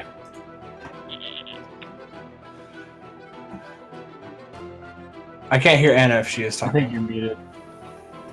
Do I see him get out of Yeah, the way, like start running away? yeah, definitely. I do command and I yell, stop! All right, what's the DC? 16. And wisdom? Yep. Oh no. Let's hope he's not very wise. 10. He just like as he's running, like and then stops. His hands are clenched at his side, and you can see like the veins popping out, like he's like trying really hard to resist, but can't. Damn, you guys have CC out the asshole. And then I'm gonna move actually up towards him. I've never experienced this before. Okay. We're screwed for the next couple sessions, though. Yeah. From now on, every For now. has counter spell. Because this guy stays incapacitated, right? Yeah, until somebody hits him.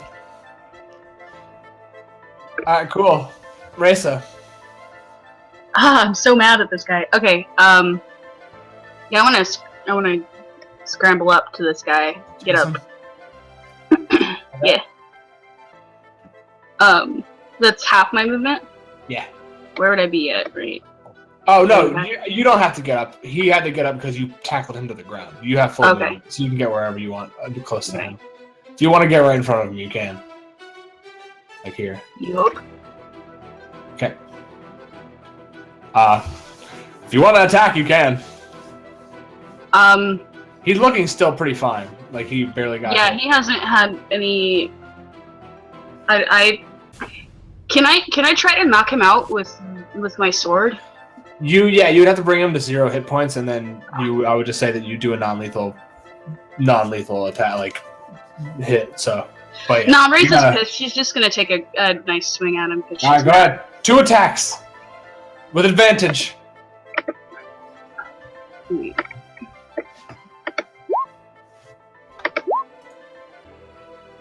Okay, that one hits.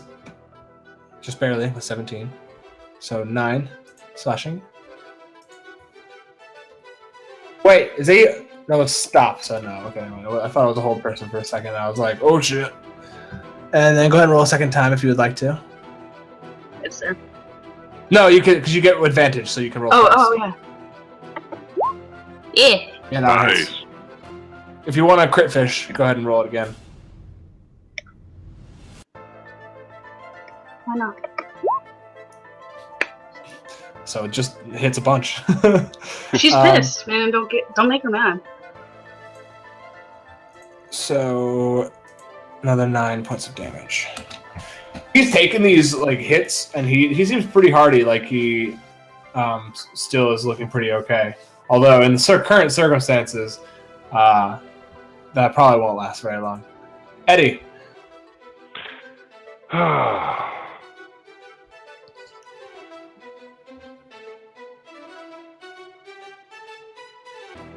I'm gonna tie this guy up some more. Cool. Roll another dexterity check. With advantage. With advantage. Rolled the same number twice. 11. Looks a little bit better than it did last time. There's just one more knot in it. Yeah, I have to, because he's sleeping, I take his hand and I put it there so I can finish the bow, put his finger there so I can finish the bow. Yeah. That's amazing. Alright, cool. Anything else? Nope. Alright, cool. His turn, he's sleeping. Crash! Okay. I just slowly walk over to this guy. I swing down on his head, hopefully. Advantage. Yeah, that's It's more 20, than 18. Yeah, 24. you got him. Go ahead and roll damage. Crit. Oh, that's gone. That dice is gone. Wonky. Forever. 6 plus 10 bludgeoning. You hit him, you bring it down and hit him, like, just on his skull. And it just squishes it into his shoulders, and he's dead. And then I yell out to this guy, to the gunslinger, to surrender, and we'll make it quick. Roll an intimidation. With advantage, because of the circumstances. My -2. That's a 6. Oh. Your voice cracks a little bit, and it's kind of embarrassing. Give up. There aren't any more hobgoblins, so I'm just gonna delete them off the turn order. The gunslinger just stops and says, Alright. Don't kill me, and we can make a deal. He throws his gun to the ground. Actually, yeah, I'm just gonna turn that off because we're still kind of in combat, but not really because one of them's sleeping. So, we'll keep the turn order up just in case. But so far, the gunslinger doesn't look like he's gonna move, and that guy's sleeping. Sweet. So Right now, you guys are out of combat. Okay. Alright. For real, that dice disappeared, guys. Oh, wait, I found it. I bring out one You of my have, I think it's only been like 2 rounds, so that was 12 seconds, so you have like 48 seconds on the sleep spell. Okay. So just you can be aware, and you can tell your friends that as well. Yeah. I'm gonna, I'll sneak over the side and go, guys? There's a really good guy over here. I grab the Gloodslinger's hair, like I reach up and grab my thing, and I try to get him on my knees with my dagger at his throat. And I looked to Resa and I said, "You should go see what Eddie needs." Okay, cool. So you kick him in the knees and push him down onto his knees and put a dagger to his throat. Yeah. Okay. Cool. He won't resist you. I want to pick up his gun and take it with me. And then I'll go over to where Eddie is. As you walk away, he says to Eri, "I've never seen a woman be able to hand a blade worth shit." I cut a little into his throat. I spit at him and keep walking. Misogynist piece of shit. Yeah. You head over there, and you come around the corner, and it's this sleeping huge whatever it is, and just a shit show of ropes. I mean, I think at this point I've probably tied my leg to him, and because it got involved while I was trying to do this, and I didn't notice, and probably not looking real secure right now. Oh, Eddie. All right, I want to help him out of it and retie it and re-secure it. Roll a dex check with advantage because of all the rope that's already knotted around. Oh God. Oh. Just straight dex. Yeah. Yeah, that's enough to. It wasn't a very high DC. It was like 15.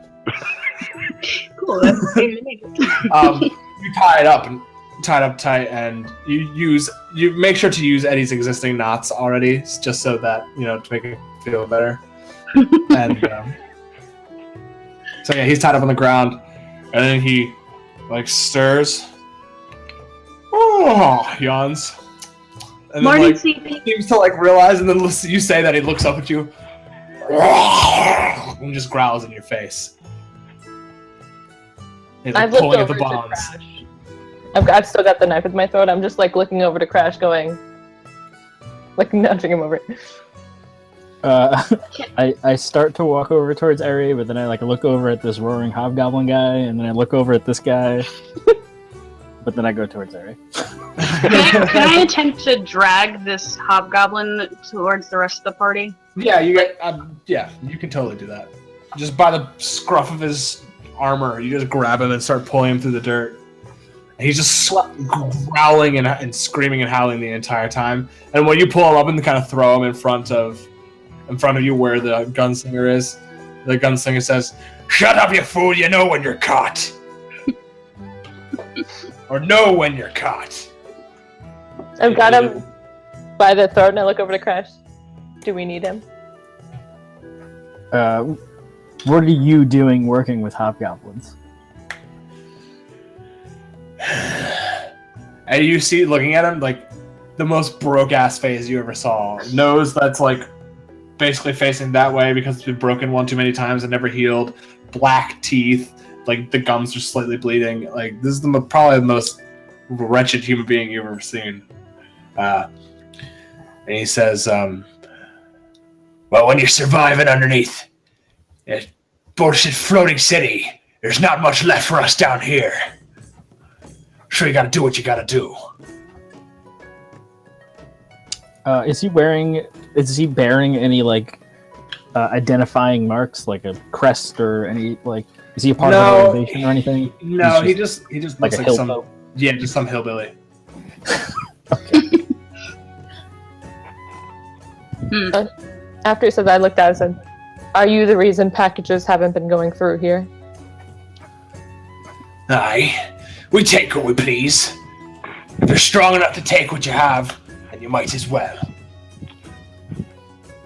While they're doing this, Eddie's going to wander over and check out the house. Okay. Looks like the door is just open, and they may be used as the base of operations for this. And if you want to roll an investigation check, go ahead. Yeah, I didn't want to get in the middle of what they were doing. Yeah, you do that, and then you guys can continue. I say, "Are you the only reason?" And make an insight check on him to see if he gets Okay. aroused. Go ahead and roll insight. And he says, I know. I don't know of any other bands working in the area. Yeah, 24. 24. Yeah, he's not bullshitting you. He has seen what you can do, and you guys got him all surrounded. So he You're doesn't the see only any point in lying. So what have you done with all the things that you've stolen? Sold them. And he kind of looks away. And with your insight, you can tell that when he says sold them, that he is totally lying, totally bullshitting. Can I grab him, grab his face and jerk it back and shake him and be like, "You better tell me." Yeah, you grab him by the front of the chin and tilt his neck back so that even more of his throat is being bared for the blade. And Eri kind of presses it in. So you can roll with advantage, because she's helping you with it. With Right. intimidation.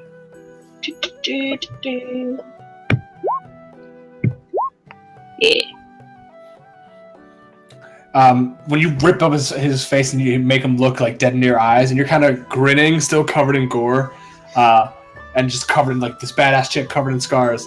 And he's like, "They're right in the house, under the rug. There's a cellar, all right?" Eddie, you're just searching through the house. You see a rug. You're like, "That's a pretty nice rug. It really ties this room together. Absolutely. I'm gonna take this rug." We may need this rug. You start to roll it up, and then as you're rolling up the rug, you see there's a door that leads to a cellar or something. Dude. Well, we're totally going down there. You pull on it. Doesn't seem to be locked. It just kind of lifts. I may need help with this. You get it like halfway, but you need someone with just one more mod in strength. I whisper down to the guy's ear, so. How many of you killed? I don't know. 5? They're just dirty, bloody knife ears. Can I? Reza's kind of pissed. You know, I don't really like it when people take advantage of those that are unable to protect themselves. So, I want to take my knife or my sword, and I want to just jam it up into him and be like, "Burn in hell." She is cutting the throat as soon as, like, the same time. Like, So you just jam it through his chest. Actually, maybe not through his chest. Up. Yeah, it's kind of like through his side, just into like through his lungs and through both of his lungs and his heart, while Eri just slits his throat, and he just like, and you just hear this like sucking sound of, you know, as his blood starts to like just pour and just cover you in like just arterial blood. And he is just like, his eyes wobble and he just immediately stops. Just like, all blood is no longer pumping. He is dead as shit. I look at the guy who's tied up on the ground. What was his name?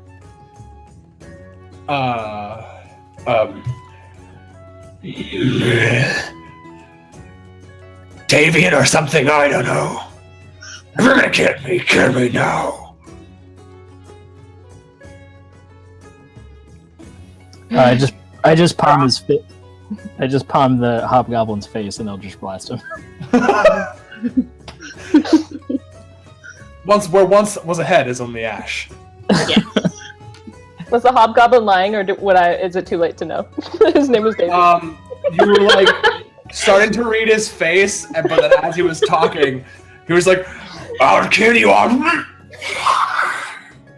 And just then, Eddie walks out of the house and says, "Ross, I found this cellar, and I think it's probably where all this stuff that they stole is. We could totally take like our 2 hostages and all this stuff back to the village, and they'd be so happy." I'm like waving the ash out of my face. I've got the head. I the body. Head. There's a little bit of red mist. You're like, Eddie, you don't happen to know prestidigitation, do you? Guys, seriously? That was a little harsh. It was either us or them, Eddie. Anyways, I need help with this door, dudes. I head over. I start washing my hands off of his blood. Yeah. Let's go.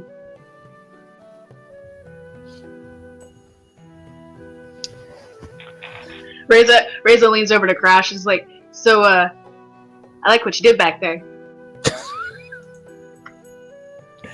Thanks. Oh my God. Wasted. Yes. Oh my God. "Oh shit, Matthew."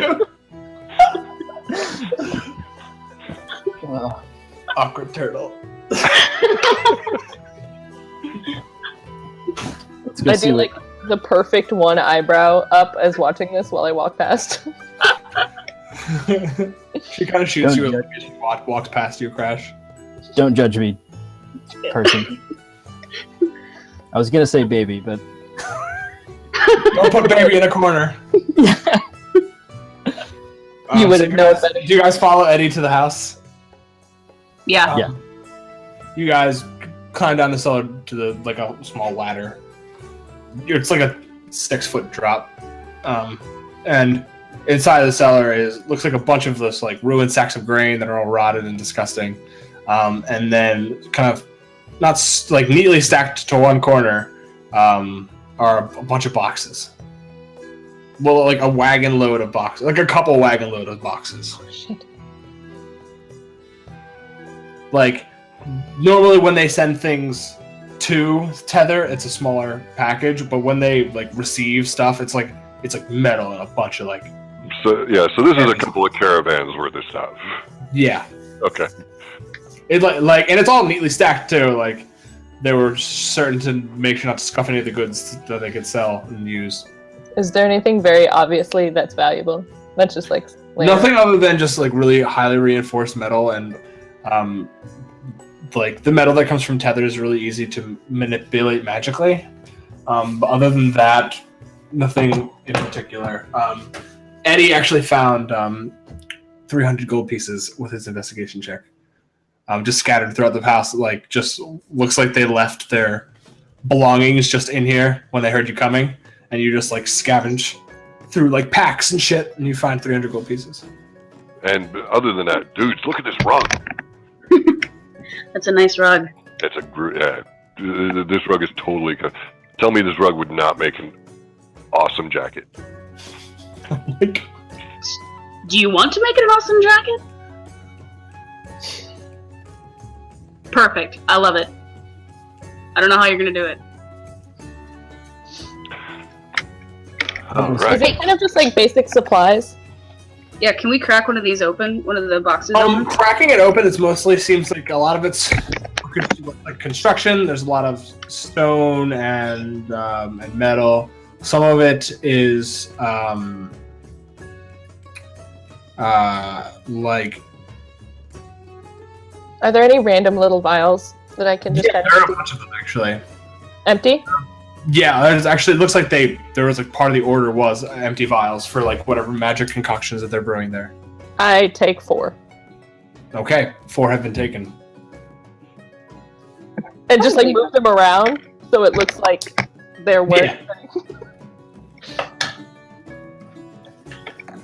Can They were in the possession of hobgoblins, so you could also be like, I don't know, they broke them probably. They're hobgoblins. What were you saying, Resa? I want to go back up and search the pockets of the guy, the gunslinger. You really quickly search his pockets.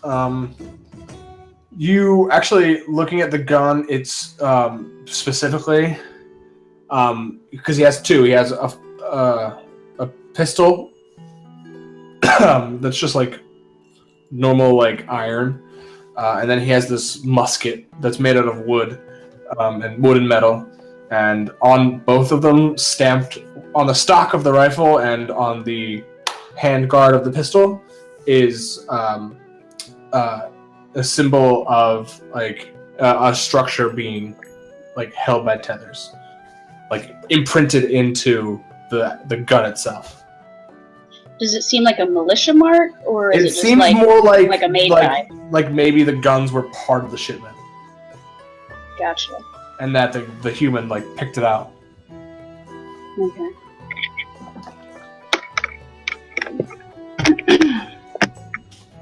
Well, it looks like we've figured out whatever the hell is stopping all the shipments, so as long as we make our delivery, we should be good. We should be 500 gold richer, at least.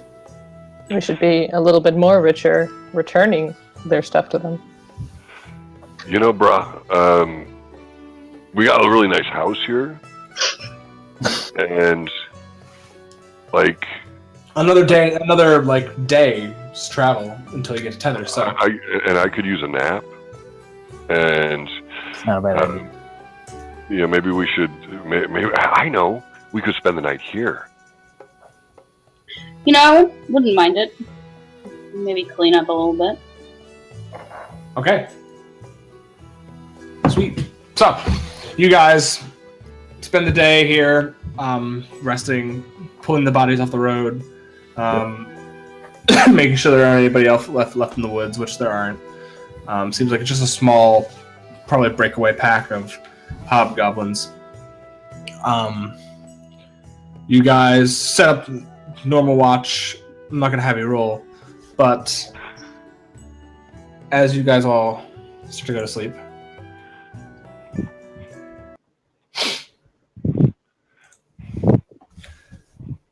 crash. You're sleeping, and it's dark. But you can hear the waves and the wind kind of just blowing through. And you can almost hear like what sounds like the tattering of sails and just water passing by wood. And then almost like you just blinked, even though your eyes are wide open, something comes into focus. A deck of a ship. And the deck of the ship is... It's weird. You look out over the ocean, and it feels like everything is stopped. Like time isn't moving. Like, you can hear the sounds of the waves and the ship creaking, but everything is still. You can see, like, birds in the sky just kind of paused. And then you turn to look at the ship behind you, and you see this huge battle going on. Like, two forces are fighting on the ship. There's a fire that's caught some of the sails, and you can see up in the crow's nest someone's hitting a bell, and there's this huge fray. And pinned up against the captain's quarters in front of the door is a man that you recognize. He's pinned to the door with a spear, like all the way through his gut. And you can see that the spear is what's partially holding him up, and he's just dead, slumped on the spear, but looking up at you. And then he slowly stands, and you can see this is the captain of the ship that you were on that enslaved you. Okay. He grabs the front of the spear and pulls himself forward. And it pulls himself forward until he pulls himself off of the spear and kind of slumps towards you. Is there a weapon? Like, is there a sword from a dead body near me? Yeah, there's one right at your feet. Yep, I pick it up. He comes like shambling towards you. And as you lift up the strike, everything goes black again. And you can feel water is all around you. And you can feel this pressure just pushing in on your body, like it's trying to crush you into a pearl. And you hear a shadowy voice.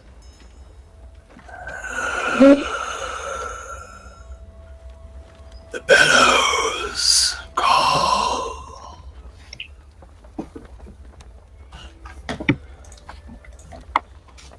The bellows?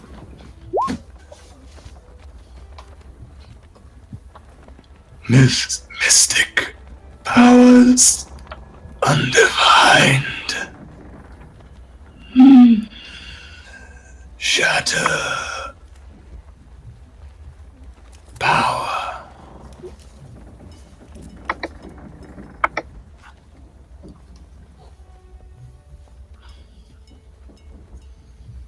And then there's this like movement of like bubbles in front of your face, like the water is suddenly shifting around you. And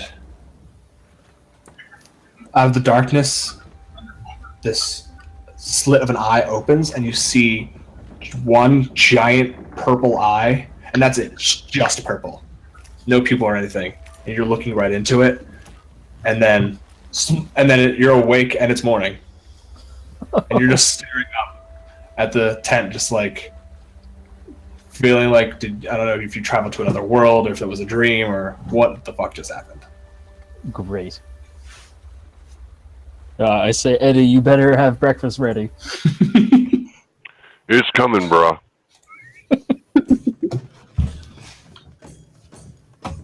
Okay.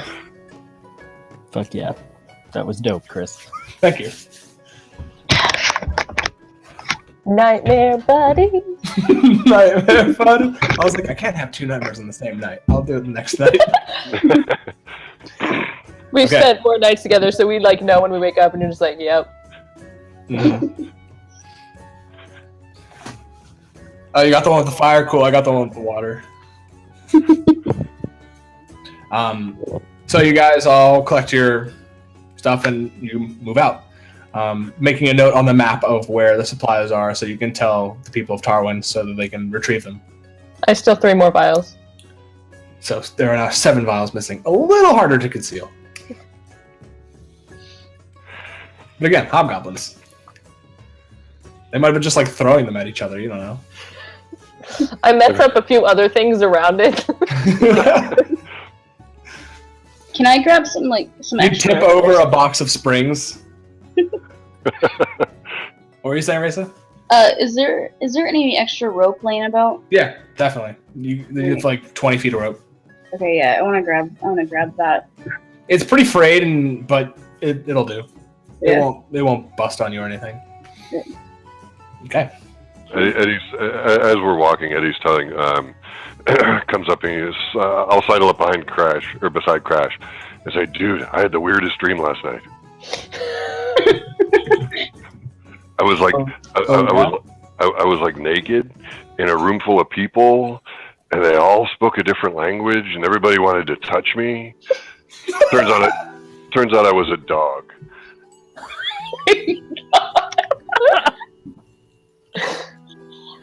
Well, I guess I never thought of it that way, Eddie. Do you ever have dreams like that? No. Oh, maybe it's just me. I just pat Eddie on the shoulder. Well, I'm not as enlightened as you, I don't think. Eddie. I'm dying. God. Sorry. Awesome. So, about towards the end of the day, you get to a point where the canyons, like to the point where the river, and the pushes into the canyons and they kind of go to sheer rock walls, and there's this like narrow canyon. This is Dead Drop Canyon, and you can see that the road kind of swoops up and then goes into a tunnel that's in the rock of the cliff face on the left side of the river that you guys are on, and just keeps going up, seemingly towards where you guys can see Tether. And being this close, now you can see, like I mentioned, the tendrils that are like kind of punched into the walls. But it looks more like it looks like thousands and thousands of like metal wires have been weaved and wrapped around each other, and they seem to almost like melt into the wall. So, do they look like they're holding the city up or holding the city down? Up. Okay. So like it's like floating, like, yeah. So it's basically like sitting on this platform above the river, and then these tethers kind of spider out from it. And there are these, like, it's almost like a glass dome that's encased with like these little metal spirals, and in between is this like kind of glass. You assume for like weather, if like to not be blown off if there's like a really strong storm. So groovy. And you guys just kind of keep going up. Eventually, your vision's cut off, and there are torches lining the walls. None of them are lit because it's the daytime. And about 30 minutes, it curves. It curved in and then curves back out towards where the like actual cliff face is. And when it curves back in, before it does, there's a sign. I have to bring it up. I have to bring up my documents. Pardon me while DM fumbles for his notes. And you come up to a sign that says, it's a crossroads, and there's just one wooden sign kind of dug into the dirt. One way says towards Vasholm, which seems to point deeper down into the mountain, and it kind of, you see it curve steeply down, like it's going into the crust of the earth. And then the other one says Tether, and that's the left side towards the cliff face.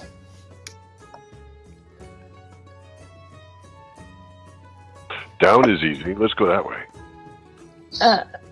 So one is leading towards Tether, and the other one is leading down. Yeah, down towards Vasholm, where the gunslinger was from. First Eddie was from. You don't know. Like if Eddie starts walking down there, I was like, this way. Oh man. As you guys walk, there's like a sharp turn, And then as you turn and look, there's a long straight corridor. But there's something completely different. Like, this was just basically this like tan stone of like a canyon. But then something happens like in the middle of this corridor where you can see even light pushing in from like an opening. It seems like a section of the tunnel has like almost fused with or melted with or became the metal that is also being pushed into this rock wall. So you see these like strands of golden metallic wires that have this kind of like crusty stone look to them. And as you like make that like step onto where it switches, you can feel like this hard metal surface underneath your foot. And as you're walking through, you see a sign that says Gilded Gate, and walking through this like golden tunnel. And you get to the light, it's really bright. Sorry, what were you saying, Mike? I was just gonna say, like, if we're near the wall, I like reach out and touch it. You touch the wall and it's cold, and it feels like the texture of like rough iron ore, like unrefined, just pulled out of the ground, just rough on the surface, cold and metallic. But like, and there's like thousands of these strands, and these strands all have like these little grooves in them. It's like carbon fiber, basically. Right. Of the magic version. Whatever that is in Dungeons and Dragons. I'll come up with a name for it eventually. I'm down.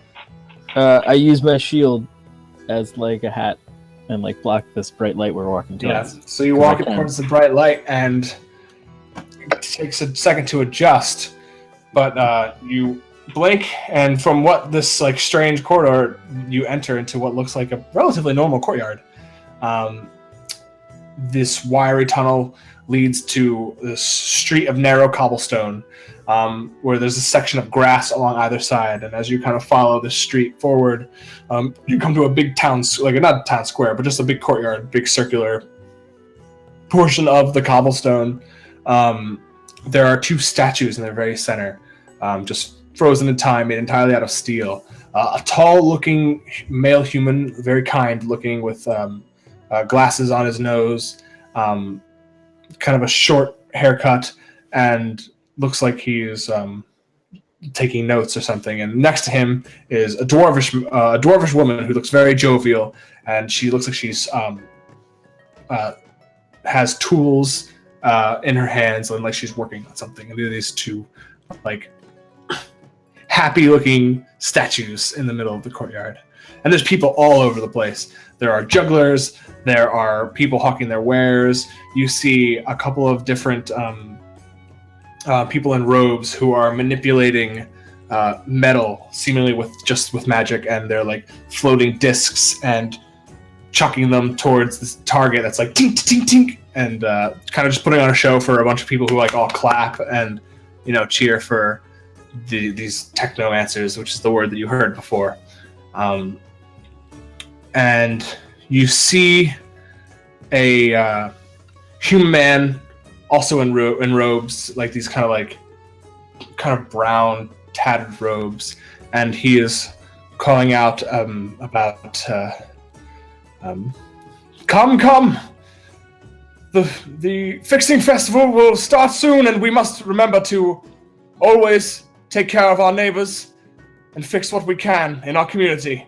And he basically is going on the sermon about like the Festival of Fixing, which is basically this huge festival where people bring all the stuff that they have that's busted, and they bring it out into the front of their streets, and you guys, they wander around. There's this huge party where you can, like, there's a bunch of different vendors that like have beer, and you can walk around and look at people's inventions and look at people's like broken equipment. And if this is a place of adventure of inventors, so a lot of the times people will help others with their projects that they are struggling on, and it's this kind of time of peace.